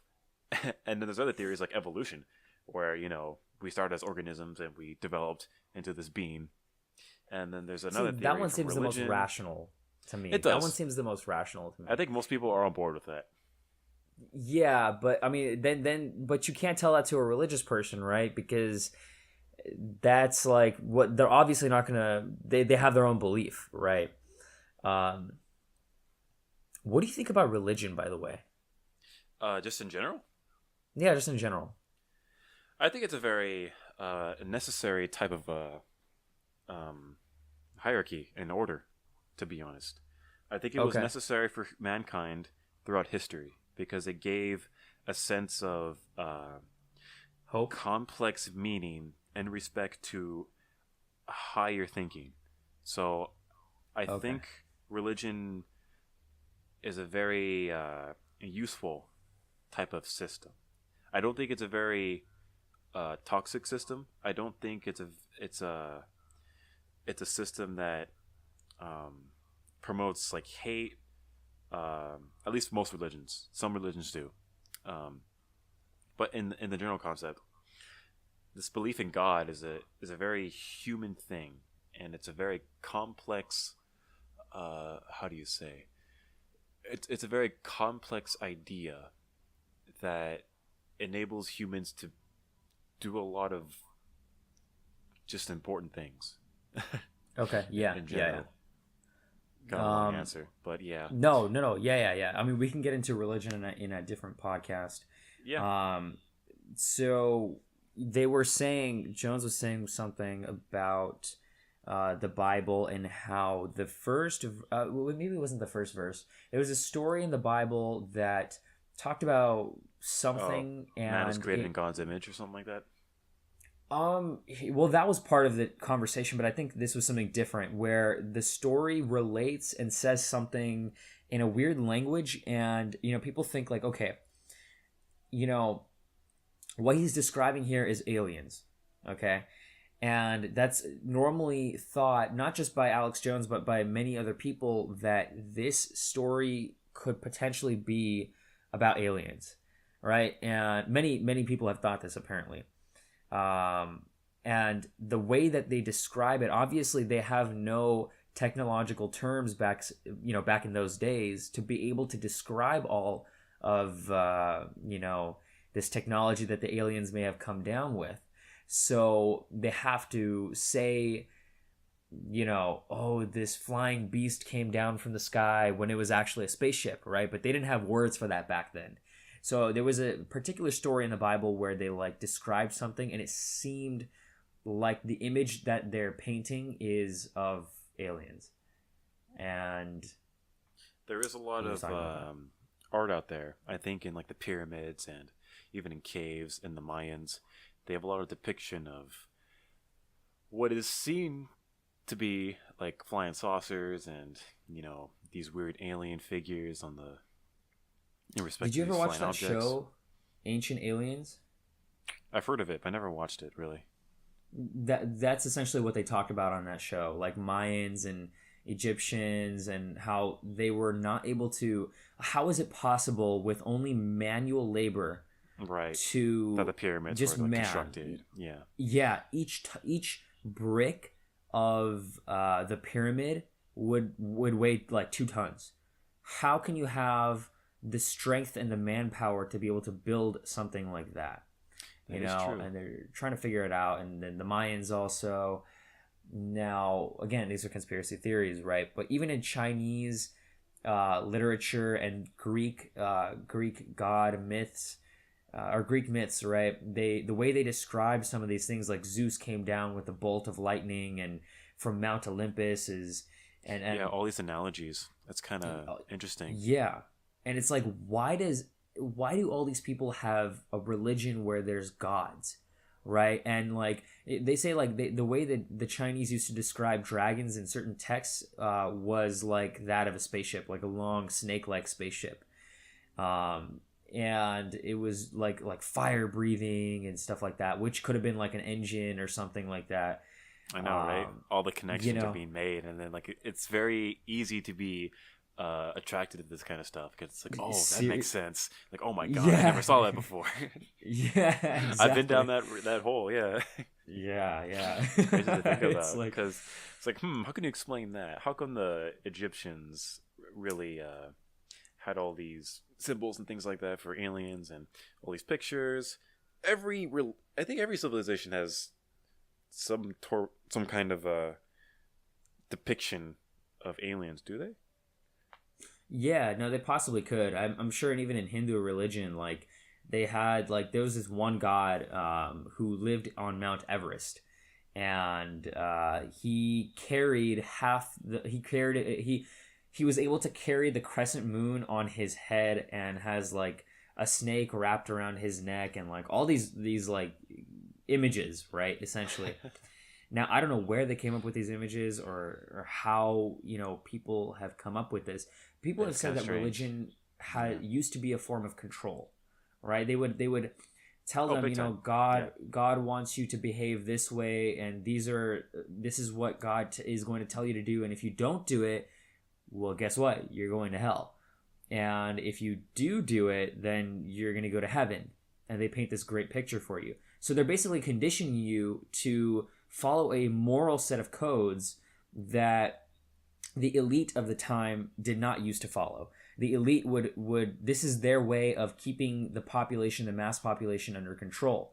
And this is kind of like getting into like the realm of the 48 laws of power, right? Making like a Right. cult and like painting this picture of like a fantasy to people. Now, I'm not saying, that is 100% the case, but that is one theory out there, that religion is all religions are just completely fake. There's no one real religion. Everything is just rationality, evolution. The universe was just created out of the Big Bang. Like there is no other explanation, or there may be a different higher being, but it's none of these gods or none of this like bullshit that all these religions come up with. So that's the theory, is that it was all a form of control by the government, that to keep the mass in line, because if they don't listen to the leaders, the elites, right, because the mass population can rise up and overthrow the government, right? Back in those days, there was no like crazy military with like gunpowder and all that kind of stuff, right? Right. Nowadays, we all have guns and things like that, but back in those days, the mass population can just, I'm not saying they can barge into a castle and take over or something, but it was Yeah. easier, I think, to overthrow the government. They So kinda who would they yeah. have, That makes as a sense. figure to fear? It would be God, right? It is interesting. I think it had that type of effect, and I think that was a benefit from this type of religion idea. I could think of like officials around a round table, and they're like, "Okay, we need to keep these guys in check. What do? Yeah. Let's create a following about this make-believe figure that gives them wishes and sends people to hell, and that will keep them in control." And everyone's like, Yeah. "Yeah, that's pretty good. Sure." Yeah. And then And that's if they signed don't off. comply, And then right? they write a book on the spot. Yeah. That is And it's interesting. like, to keep order in society also, right? There are Yeah. certain like biblical sayings like treat yourself, or treat your neighbor as that you would treat yourself, or something like that, Golden right? rule. Good. Yeah. Yeah, and like morally uprighteous things, right? In a world where, let's say this is strictly evolutionary Darwinism, there is no morality. It's survival of the fittest. That's it. And Yeah. power was a thing that people played for, right? So Yeah. to keep people in check and in line, this was their thing, Yeah. There So was. did you remember when they talked about Google's reason to be in China, and how like China was experimenting with cows and everything like that? I believe so. How he argued the point where we should work with China instead of keeping like technologies from them, because they're gonna develop and copy them anyway, or something like that. Yeah, something like that. And Google, if a company in China is run by this, it becomes state sponsored, right? Like if it is run by the government, they give like some massive incentive to them, and that's like some sort of profit. I think I forgot exactly what he said. There's like no But income tax for the company or something like that, or no. yeah. It's like tax free or something like that. Yeah, Tax free. something So like that. so attractive, isn't it, to move to China? Yeah. How many companies have moved to China from the U.S.? I forget. I don't know. I know Apple's moved a lot of their operations there, but I think their headquarters are still located here, if I'm not incorrect. Okay. I think it depends on where the headquarters of the company are, right? So Yeah. I'll give you an example. Burger King is used to be located in Canada. Ford was in Mexico, right? And these are because of different tax rates and everything like that. Right. That's part of the reason why Trump wanted to lower corporate tax rates and to incentivize these companies to come back, because they're paying, instead of paying the American government, they're paying the Mexican government or the Canadian government, whatever, the lower rate that they're paying. Right. And so that tax revenue is being missed out on, and, it's helping the other governments essentially. Alex Jones really, he doesn't like China. Oh yeah, he's talked a lot of trash on China. He thinks China is like going to take over the world. I think he does. I think he ultimately thinks that China is developing all of these technologies and that they're going to not only take over in terms of economic, but in terms of like global. Yeah, they have like these. He was talking about how they have like tissue farms and how they're experimenting with like cows and things like that. It's always the cows. They're always experimenting on the cows. I know, right? That's always the story. You definitely can't do that in India, man. That is My true. people worship the Cannot cow. do that. They do. Why is that, to be honest? I never really understood that. It's funny because people ask me like, "Hey man, do you worship a cow?" And I'm like, "No, dude, I don't worship cows." I've never thought of asking you that question, to be honest.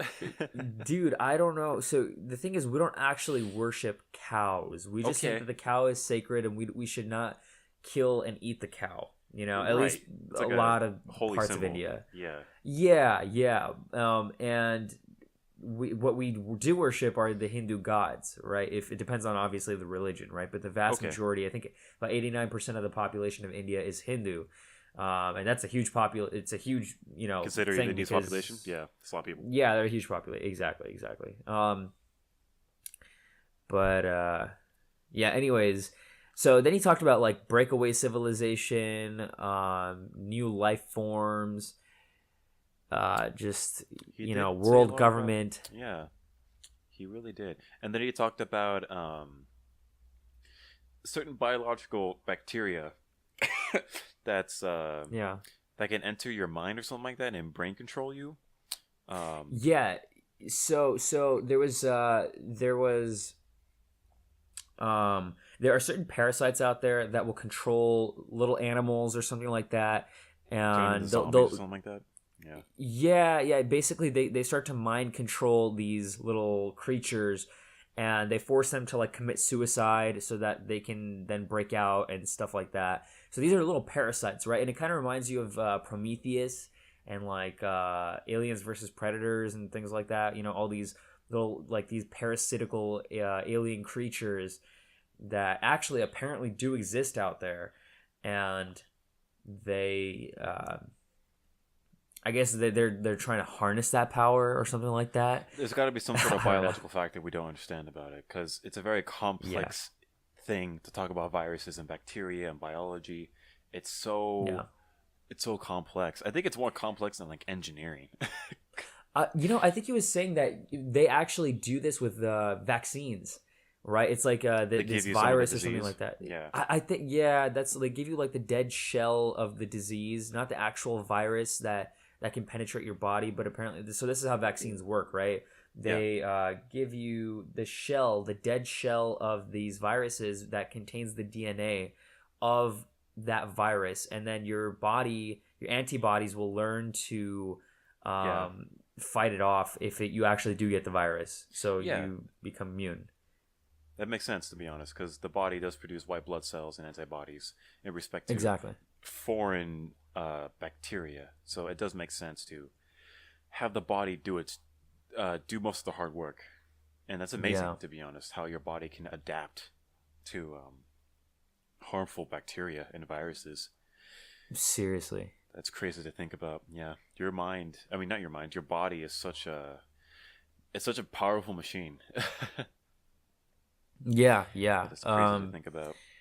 It very much is. For Alex Jones, though. Yeah. So I think what he needs to realize is that there's a lot of complex issues out there, and I do believe that he does his research, and I do believe he has all of these databases that he can refer to, and some of them might be legitimate. But I think what he misses or that he overlooks is the practicality, the rationality behind these conspiracy theories.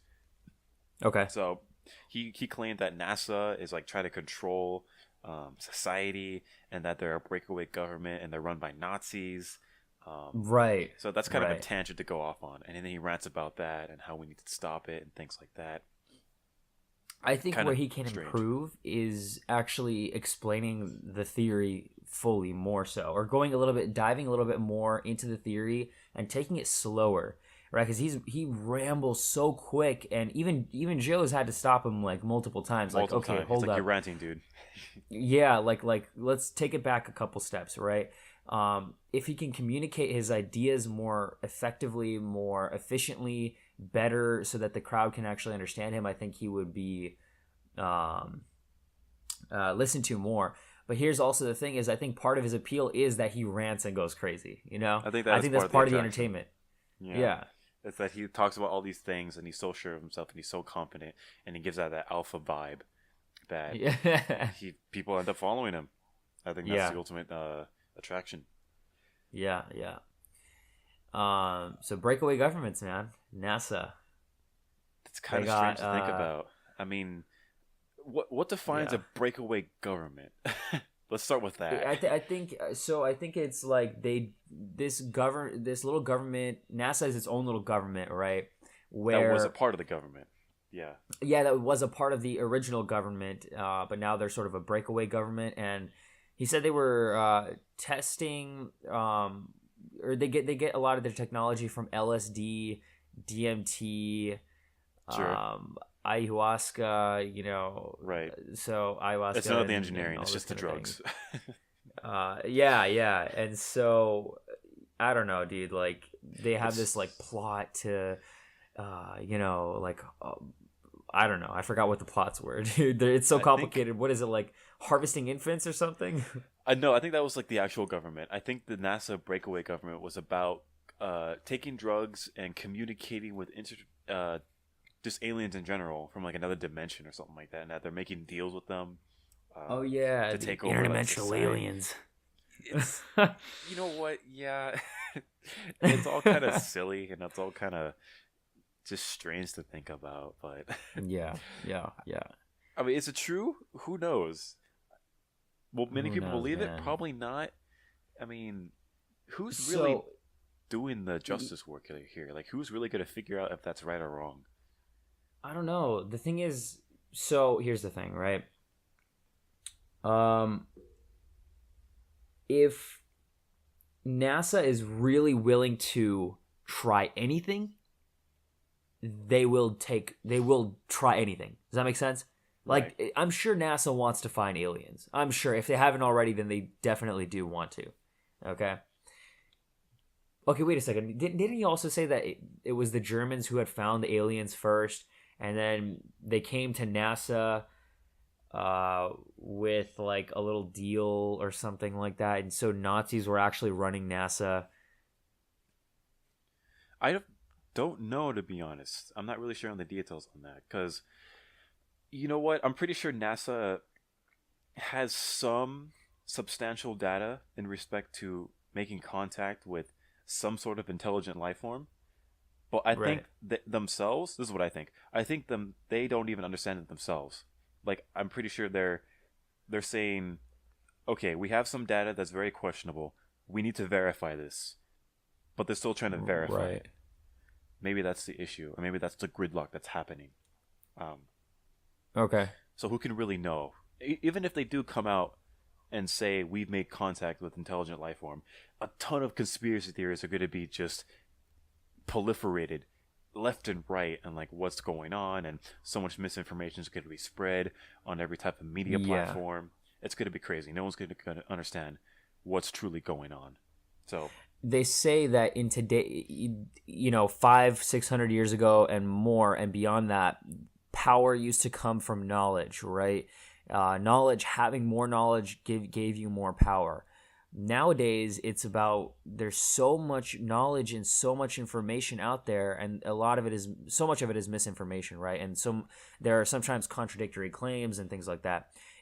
Today, the power in today's age is to be able to sift through all of that information and use that limited time that you have productively. Does that make sense? But how do you do that? That's that's the question. Yeah, how do you do that, to be honest? That's a good question. It's I don't know. I think at the end of the day, what you have to do is you find a few different people whose main ideas that you really like, and you dive deeper into their ideas. So, for example, Jordan Peterson, we typically are a fan of his work, right? Because we see a couple videos here and there, we really like what he had to say, then we dive deeper into what he has to say, and then read his books and get his ideas. But that doesn't mean we're going to read every little book on the shelf regarding religion or self-help or whatever. I think what made Jordan Peterson so appealing to us in general is his rationality and his way of communicating his ideas. When it comes to Alex Jones, I'm pretty sure many people find him appealing because of his way of conveying things and his rationality. So everyone has their own style of rationality. I guess so. Yeah. It's kind of strange because everyone then has their own definition of logic, and then their own definition of rational conversation. And right. He did believe, though. Okay, not everything he believes is a conspiracy theory, though, because he did say he does believe in the moon landing. He did think that the moon landing was real, and that we actually did go to the moon. It wasn't just like a filmed thing to get the Russians to quit the space race or whatever. I'm pretty sure that the moon landing was real. Yeah. Because if it was faked, why was there so much funding into that kind of project? Were they funding something else? Who knows? It's all conspiracy. Oh, apparently. Very possible. Very that possible. Is true. But do you believe the moon landing was real? Yeah. That's not something. I mean, I can see how the government would think about faking the moon landing because they want to, I mean, if let's say at the end of the day, right, it was, what was it? JFK came out and said, we're going to get to the moon in 10 years, period. And that was in 1960. Okay. That's the mission we have. We're going to put a man on the moon. And so they spent the 9 years, right? And then Apollo, I think it was Apollo 11 or Apollo 13. Apollo 11, I think, that made it to... Yeah. Apollo 13 was a movie, actually. So Apollo 11 made it to the moon, and that was in 1969. So it took them 9 years to make it. But the deadline that they set was 10 years. So if they hadn't made it then I wouldn't be surprised if the U.S. government, after publicly announcing that within 10 years we'll have man on the moon, if they didn't get that job done, that they would have lost the space race, or it would have had some detrimental effect on their self-image, or their public image as a superpower, right? So they might have had to resort to filming it in a fake, like a studio or something like that. That does make sense, to be honest. Last minute, yeah. So maybe everything wasn't completely ready, so they were like, okay, we need some sort of like evidence that people can refer to. We're gonna get there anyway, so this won't harm anything. This is nothing wrong because we're gonna get there anyway. Maybe that was their reasoning behind it. Possibly. And maybe this is something that Joe Rogan brought up too, was like if they might have landed on the moon, but because of like radiation and frequencies, apparently some people say you can't film on outside, like in space. Like film just doesn't work. So they maybe had to. They got there, but they had to still film it. Like a fake film in Hollywood, like a Hollywood studio or something like that. Nowadays, here's the thing. Nowadays, it can easily be fake filmed in today's day and age with the technology we have, with all the visual effects and everything like that.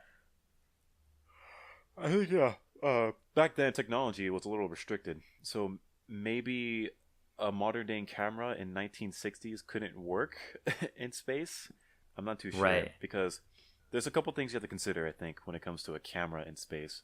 The temperature, obviously. Right.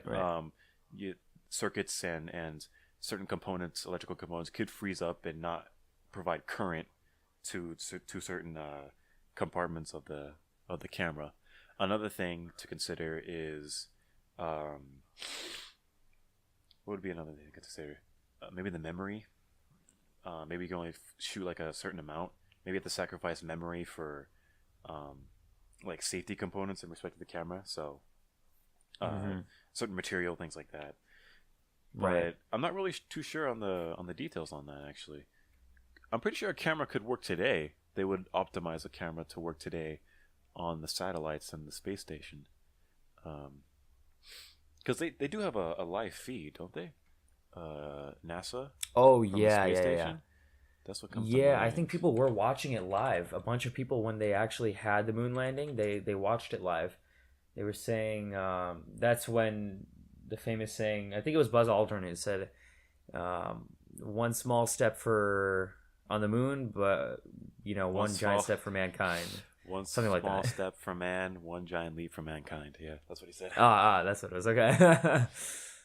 Yeah, I think this is real, isn't it? I mean, why would they fake this? Right now, I'm looking at a NASA live video of Earth from space on their personal space station. Right.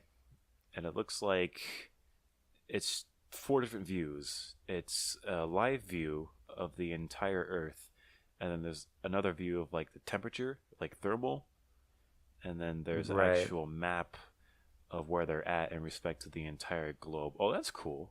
It gives you like nighttime, Yeah. daytime. So They right they now, talked about flat Earth, but obviously if that feed is actually real, then the flat earthers would be wrong, right? But they'd say something like, "Oh, it's all a conspiracy theory. It's all bullshit. They all like computer programmed it." do you think the Earth is flat? Oh, dude, no, not really. It's kind um, of my argument against them would be to look at hurricanes in respect okay. to how they twist, right? So there's certain hurricanes that go clockwise, and there's other hurricanes that go counterclockwise, Hmm. and that's in respect to the rotation of the Earth in general, since it's a perfect sphere. So Uh, you have hurricanes on like above the equator, I think, that go clockwise, and there's hurricanes on the bottom that go counterclockwise. So that's one little right. argument that I would give. Another argument would be how you can always see the sun in respect to two people's perspectives, right? So if you have, let's say, a person over here where the mouse is, like in California, and you call him from like Japan, and you say, "Do you Yeah, see the sun?" And if he says yes, then the Earth it's has to round. be Yeah. round. Yeah. No. I believe me. I get that. I, I don't know, dude. I saw a video on like a flat Earth convention, and what they seemed like normal, logical people. They didn't seem crazy, but the interviewer was showing a lot. Look, I respect the fact that we have free speech in this country, and you should be allowed to have opinions. That's a good okay? thing. Yeah. I don't think that I'm not gonna like show them massive disrespect because they think this idea that I don't necessarily agree with. Okay, but the reporter was showing a lot of disrespect. She was asking like questions like, "Okay, can we ask you a few questions?" And so one of the questions they asked was, um, "What's 1 plus 1?" And they were like, "What? It's 2." Okay. And then they went on and asked a couple other like basic, kindergarten, preschool type questions. Then they said, "What shape is the Earth?" And they were like, "Flat." And they asked why. Why do you believe that the Earth is flat? They're like, "Look, I get that it's skeptical and everything like that, but until I've seen it with my own eyes, I can't confirm that." And that's their thought process. It's that, unless you've seen something with your sensory perceptions and you've seen it with your eyes, that it's unless it's like flat out like right in front of you and you see it, it's not true. Does that make sense? I don't think that kind of mindset is a good way for rationality. You know what I mean? I Because 100% agree. yeah, you can't always see everything to make sure that it's true, right? So, Yeah. what's another thing that can be applied to? We know that. Try to think of a few things. Something you can't see, but you know it's true. Right. Like you know it's always going to be true. Evolution. Well, I Evolution. can't say it's I can't say it's for sure true, right? That's a theory, Right, that's which still a is widely theory. accepted in science. Right. Yeah. But yeah, you couldn't see evolution, but it makes so much sense, you know? Right. You can't see electricity, but you know it powers your devices. Right. That makes sense. That makes In sense. respect to that, um, yeah, I mean that kind of mindset. It's not good to be honest with a very scientific mind because it's like you're so blinded to a lot of possibilities. So Yeah. Um, that's and it's funny because I think this is part of also a lot of the mistake that people make when we talk. You and I talk a lot about intergender dynamics a lot and how people just don't want to believe a lot of these ideas, and it's because they don't see it right in front of them, right? Even if evolutionary science has proven, this hormones and that, like this is what the past evolutionary past used to be like. People don't believe it because they don't see it right in front of their eyes. You see, so right, it kind of that ties does kind in of with a make lot sense of because different ideas. I think it's a So, matter of perspective and experience. Like I haven't experienced yeah, it, therefore why should I believe it? So I think yeah, Alex it's a form of Jones. solipsism. Yeah. Right. Go ahead. Yeah. So I think Alex Jones has this idea that, or this mindset of, I know these things to be true because I've experienced them. And I think what he means by that is throughout his childhood, he's experienced a lot of paranoia and conspiracies and deep thought into these crazy ideas that he's used Right, to it. And he's and developed and that his dad mindset. also, right? Oh yeah, I'm pretty sure. Even his grandfather, I'm pretty sure. So Yeah. maybe it's genetic. Who knows? Yeah, I remember he was saying how his dad used to tell him all these stories and things like that. And That is kind of yeah, no, I strange. just yeah, yeah. Jeez, What else did they talk about? talked about a lot of Uh, things. they talked about syphilis. So we talked about syphilis experiments, right? That they conducted in Guatemala.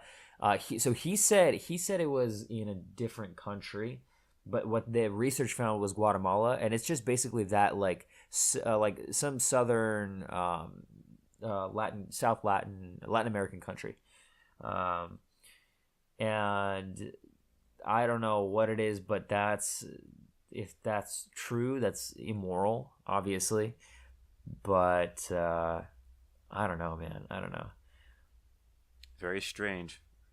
I feel like Alex Yeah. Jones he's an important figure. I think he is because he represents the idea of free speech. So Okay. he shouldn't be shut down just because of what he says and what he thinks.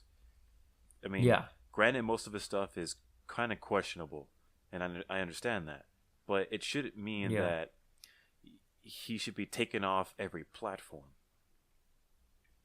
No, So, I agree. I agree. I had a friend. We were just talking a while ago, actually, and we were talking about flat earthers, and I think it was him or one of my other friends who brought up that flat earthers on YouTube are about to be banned. The YouTube is considering banning them. Now, again, that goes against a lot of the argument is kind of like the whole Alex Jones argument. Like you can't just deplatform Twitter and all these like private companies like YouTube cannot and should not um, ban these people because they're saying things that are a little bit out there, right? These different ideas because the First Amendment to the Constitution in the Bill of Rights was freedom of speech, right? and obviously along with other things like freedom of religion and everything. But you have a right to express your ideas no matter how crazy they are, and that's what I would say. And a couple of my friends didn't think that. They were like, no dude, like the flat earthers just it doesn't help anybody, right? Like it doesn't it just doesn't make any sense. So I think YouTube has a right to take it down, because you're actually going to harm a lot of these young kids who are actually going to fall for this type of thing, right? But then aren't you also who is to dictate what ideas get expressed and which ones don't, and which ones are a little too crazy because they're not accepted by the norms, right? Like I can tell you this, normally people would not believe a lot of the stuff in the Rational Male, but you and I do, right? Very few, like a minority of men out there do, right? Now if they chose to ban that information, that would go against free speech. You see what I'm trying to say? Yep, it makes complete sense. So free speech, I think it's very important to have. Now, I don't know, man. I don't know.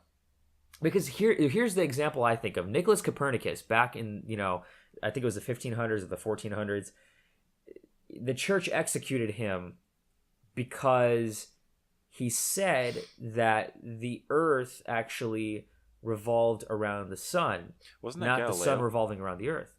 Or maybe it was Galileo. No. I think Galileo proved it. Oh, he proved it, but yeah, this guy was Galileo killed proved it because of like the telescope. He was like one of the first people to put like a telescope together or something. I don't know what it was. Okay. Something like that. For sure. I'm getting a couple of these people confused, but someone died. yeah, Nicholas Copernicus definitely died, but I don't know why exactly. It might have been another reason. It might have been that he said that the Earth is not at the center of the universe or something like that. Right. But crazy. One of those things. Now everyone didn't believe him.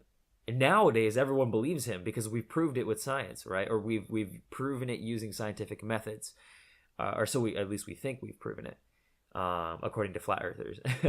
But nowadays everyone believes it, but back in those days no one did. People thought he was crazy and they executed him because his ideas were insane. And again, this kind of ties in back with the idea of religion being a form of control, and he was telling the truth at the time, but they needed part of religion to be confirmed that we are at the center of the universe. God is watching over us. We are the main people of the universe. And now here's the thing, right? Even if the church knew at the time, or religion knew at the time, that this was real, that the earth was not at the center of the universe, they had him executed because he was telling the truth. Doesn't that kind of ring a bell with Alex Jones? He's saying all these crazy things that very few people would believe, and people are after him and deplatforming him. Right. You see what I'm saying? I see what you're saying. Now, I'm not making the case or argument that he's correct, but we should at least give him that freedom of speech. It definitely is something that shouldn't be taken away. And I think people who are advocating to take away these individuals, so flat earthers and Alex Jones and all of his followers, I think that's just the beginning, to be honest. I mean, they're the ones who are deciding what is correct speech, essentially. And that is not a good notion at all. Yeah. History has taught us that it is nothing but disaster. Yeah. Down the road. So, and Jordan Peterson's a big advocate of that kind of thinking. So, right. Something to consider. Yeah. But yeah, I mean, what else is there to say about Alex Jones in that podcast? It has already 4 point something million views within 1 day. It's got 5.5 now. 5.5 million views. I'm pretty sure those are not the whole thing. Maybe people who just tuned in for a couple minutes, probably. Maybe, possibly. But you also have to consider that's only the YouTube video, right? The audio version of the podcast might have gotten another few million or something like that, or maybe a couple million. That is true. Because people listen to podcasts on their drive home, right? And the population of LA, it's fucking nuts, and the traffic in LA. Yeah. So podcasts. There's some comments. Yeah. Here's a thing, right? There's a couple comments in the section that say. One guy says 5.2 million views in 2 days, and it's not trending. And then he puts ... censorship. I kind of saw those comments here and there. People were saying that. Yeah. It's interesting. Yeah. Because it's not the kind of video And that's very friendly, right? It's not ad friendly, so oh yeah, YouTube doesn't put it on the trending page. yeah. I mean, who really watches videos from the trending page? I mean, there are people. Trust me, There are people. there are for sure people who want to like stay up to date with what is culturally relevant. You know what I'm saying? Right. But I just which is not really relevant in right, real yeah. life. I was about to say that. So I'm like, it's not really like relevant trends. It's just what YouTube puts out that thinks relevant. Did you see the picture of the egg or something like that? The egg that was On became Instagram? really popular. Yeah. Yeah. What are the YouTuber I'm like, I follow? We're talking about what? that. Like, what is this? It's like a picture of an egg, and he has an Instagram account. And what was it, like Kylie Jenner or someone put out a post saying like, go follow this page. It's gonna be the most liked. We want this page to have the most amount of Instagram followers. How many Instagram followers does it have? 9.9 million followers. Is this the correct page? World Egg. Oh. It might not be. Who is the actual regular post of that image? I forget who it is. To be honest, I don't know. It was just like a random account with one post, I think. Yeah. World Aid record. No, I think that's another.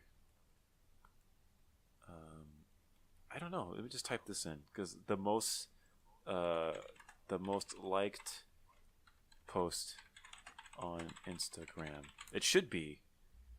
All right, I think it was the most followed post on Instagram. The most followed.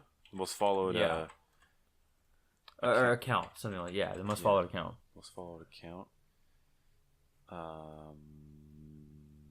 2019 Statistica.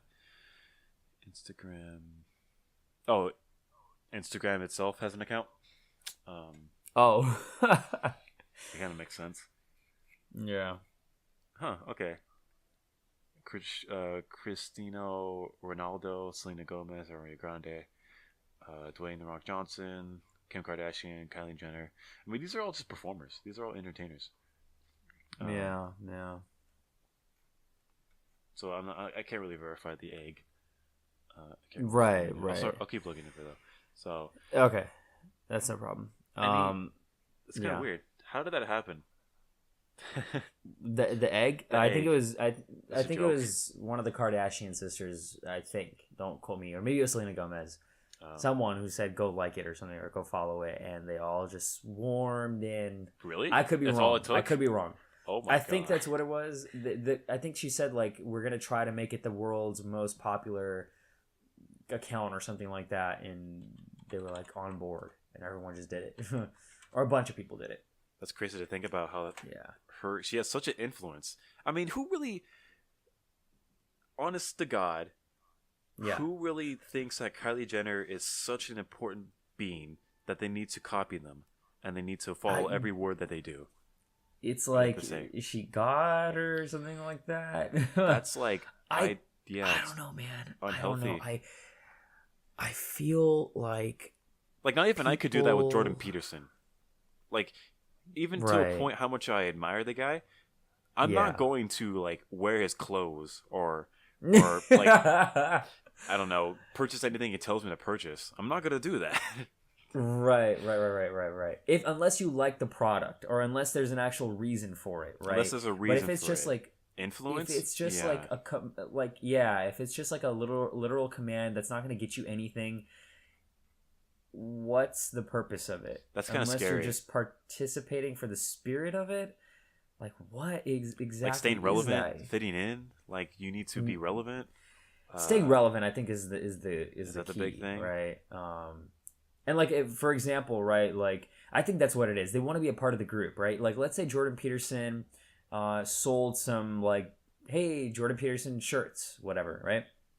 Saying like, let's say he sold a shirt that says, I'm a fan of Jordan Peterson's work or something like that, okay? And he advocated for like, hey, if you guys, like my work, like here's a shirt. If you like it, go get it, that kind of thing. If it's also a similar thing of like wanting to fit in with a group, right? So if you actually like, I'm not saying like you shouldn't buy a shirt, if you like his work, like, and if you want to like show people that that you like his work, or you want to spark a conversation with some random person on the street who sees that you're wearing the shirt, who also likes him, then go for it. It's got to be appeal. But, it's got to be appearance, because people need to feel like they're connected to other people in a way. And I think in a part it's also about showing off, right? So people who wear like Supreme or other high topic or high value products. People even have earbuds. I see a lot of earbuds around campus. Yeah, those are expensive, aren't they? Don't they have a payment plan for those? The AirPods, you mean? The AirPods, yeah. Sorry. Yeah, AirPods are $159, dude. They're very expensive. Why? Yeah, there's a couple of Bluetooth.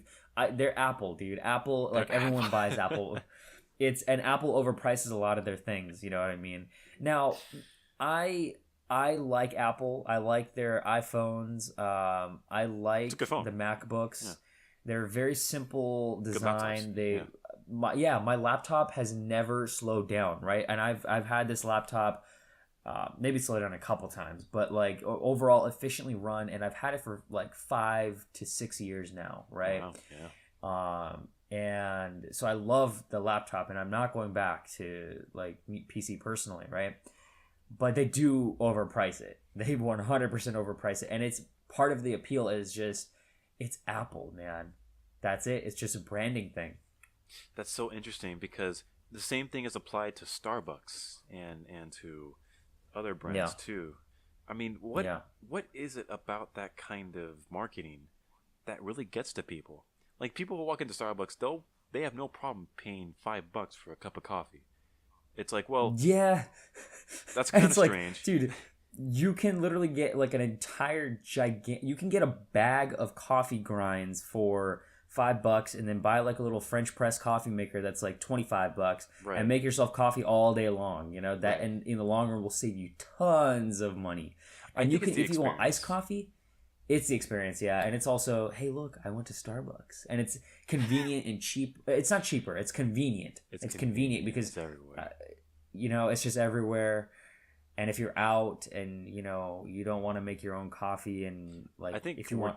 We're guilty of that, specialty to drinks. Be honest, yeah. Because I remember, let's get some coffee. Like, sure. I have, but those are usually only specialty drinks, right? Like if I get, nowadays if I wanted, I used to get black coffee also. I'm guilty of that, but iced black coffee. Nowadays, if I wanted coffee, I make coffee every morning, and if I wanted it iced, I could just literally make the coffee, put it in a little cup and put it in my freezer for like half an hour.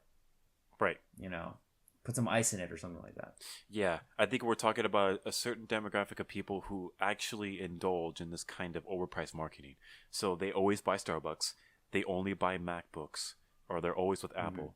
And they're always, having the expensive clothes and fashion, and it's crazy to think about. On a consistent basis, right? On a consistent basis. And you see a lot of that in LA, to be honest. Especially in cities like Santa Monica, Hollywood, downtown LA. Even around Anaheim and Fullerton and Diamond Bar and Pomona, things like that. So it's everywhere, and it's no denying how much of a marketing is influencing people. So they say the higher end products that are not needs are typically status products, meaning it's like a way of communicating your financial status or something like that, or it's a way of communicating. It's like for example, diamonds, right?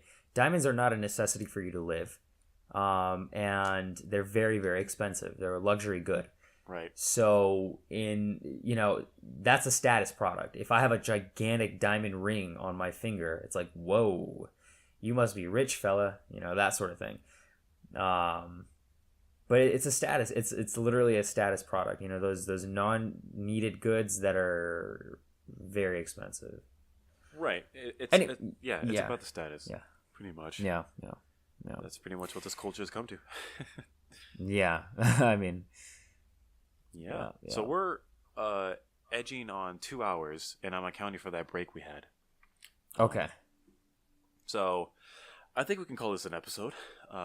Yeah, I agree. Pretty good. All right. Thanks for listening. I mean, we definitely wanted this to be a new type of educational episode, but Yeah, we kind of did that in the beginning. Then we talked about something that was relevant recently, which was the Alex Jones podcast with Joe Rogan, and that's getting a lot of attention right now. Yeah. So we kind of wanted to split it.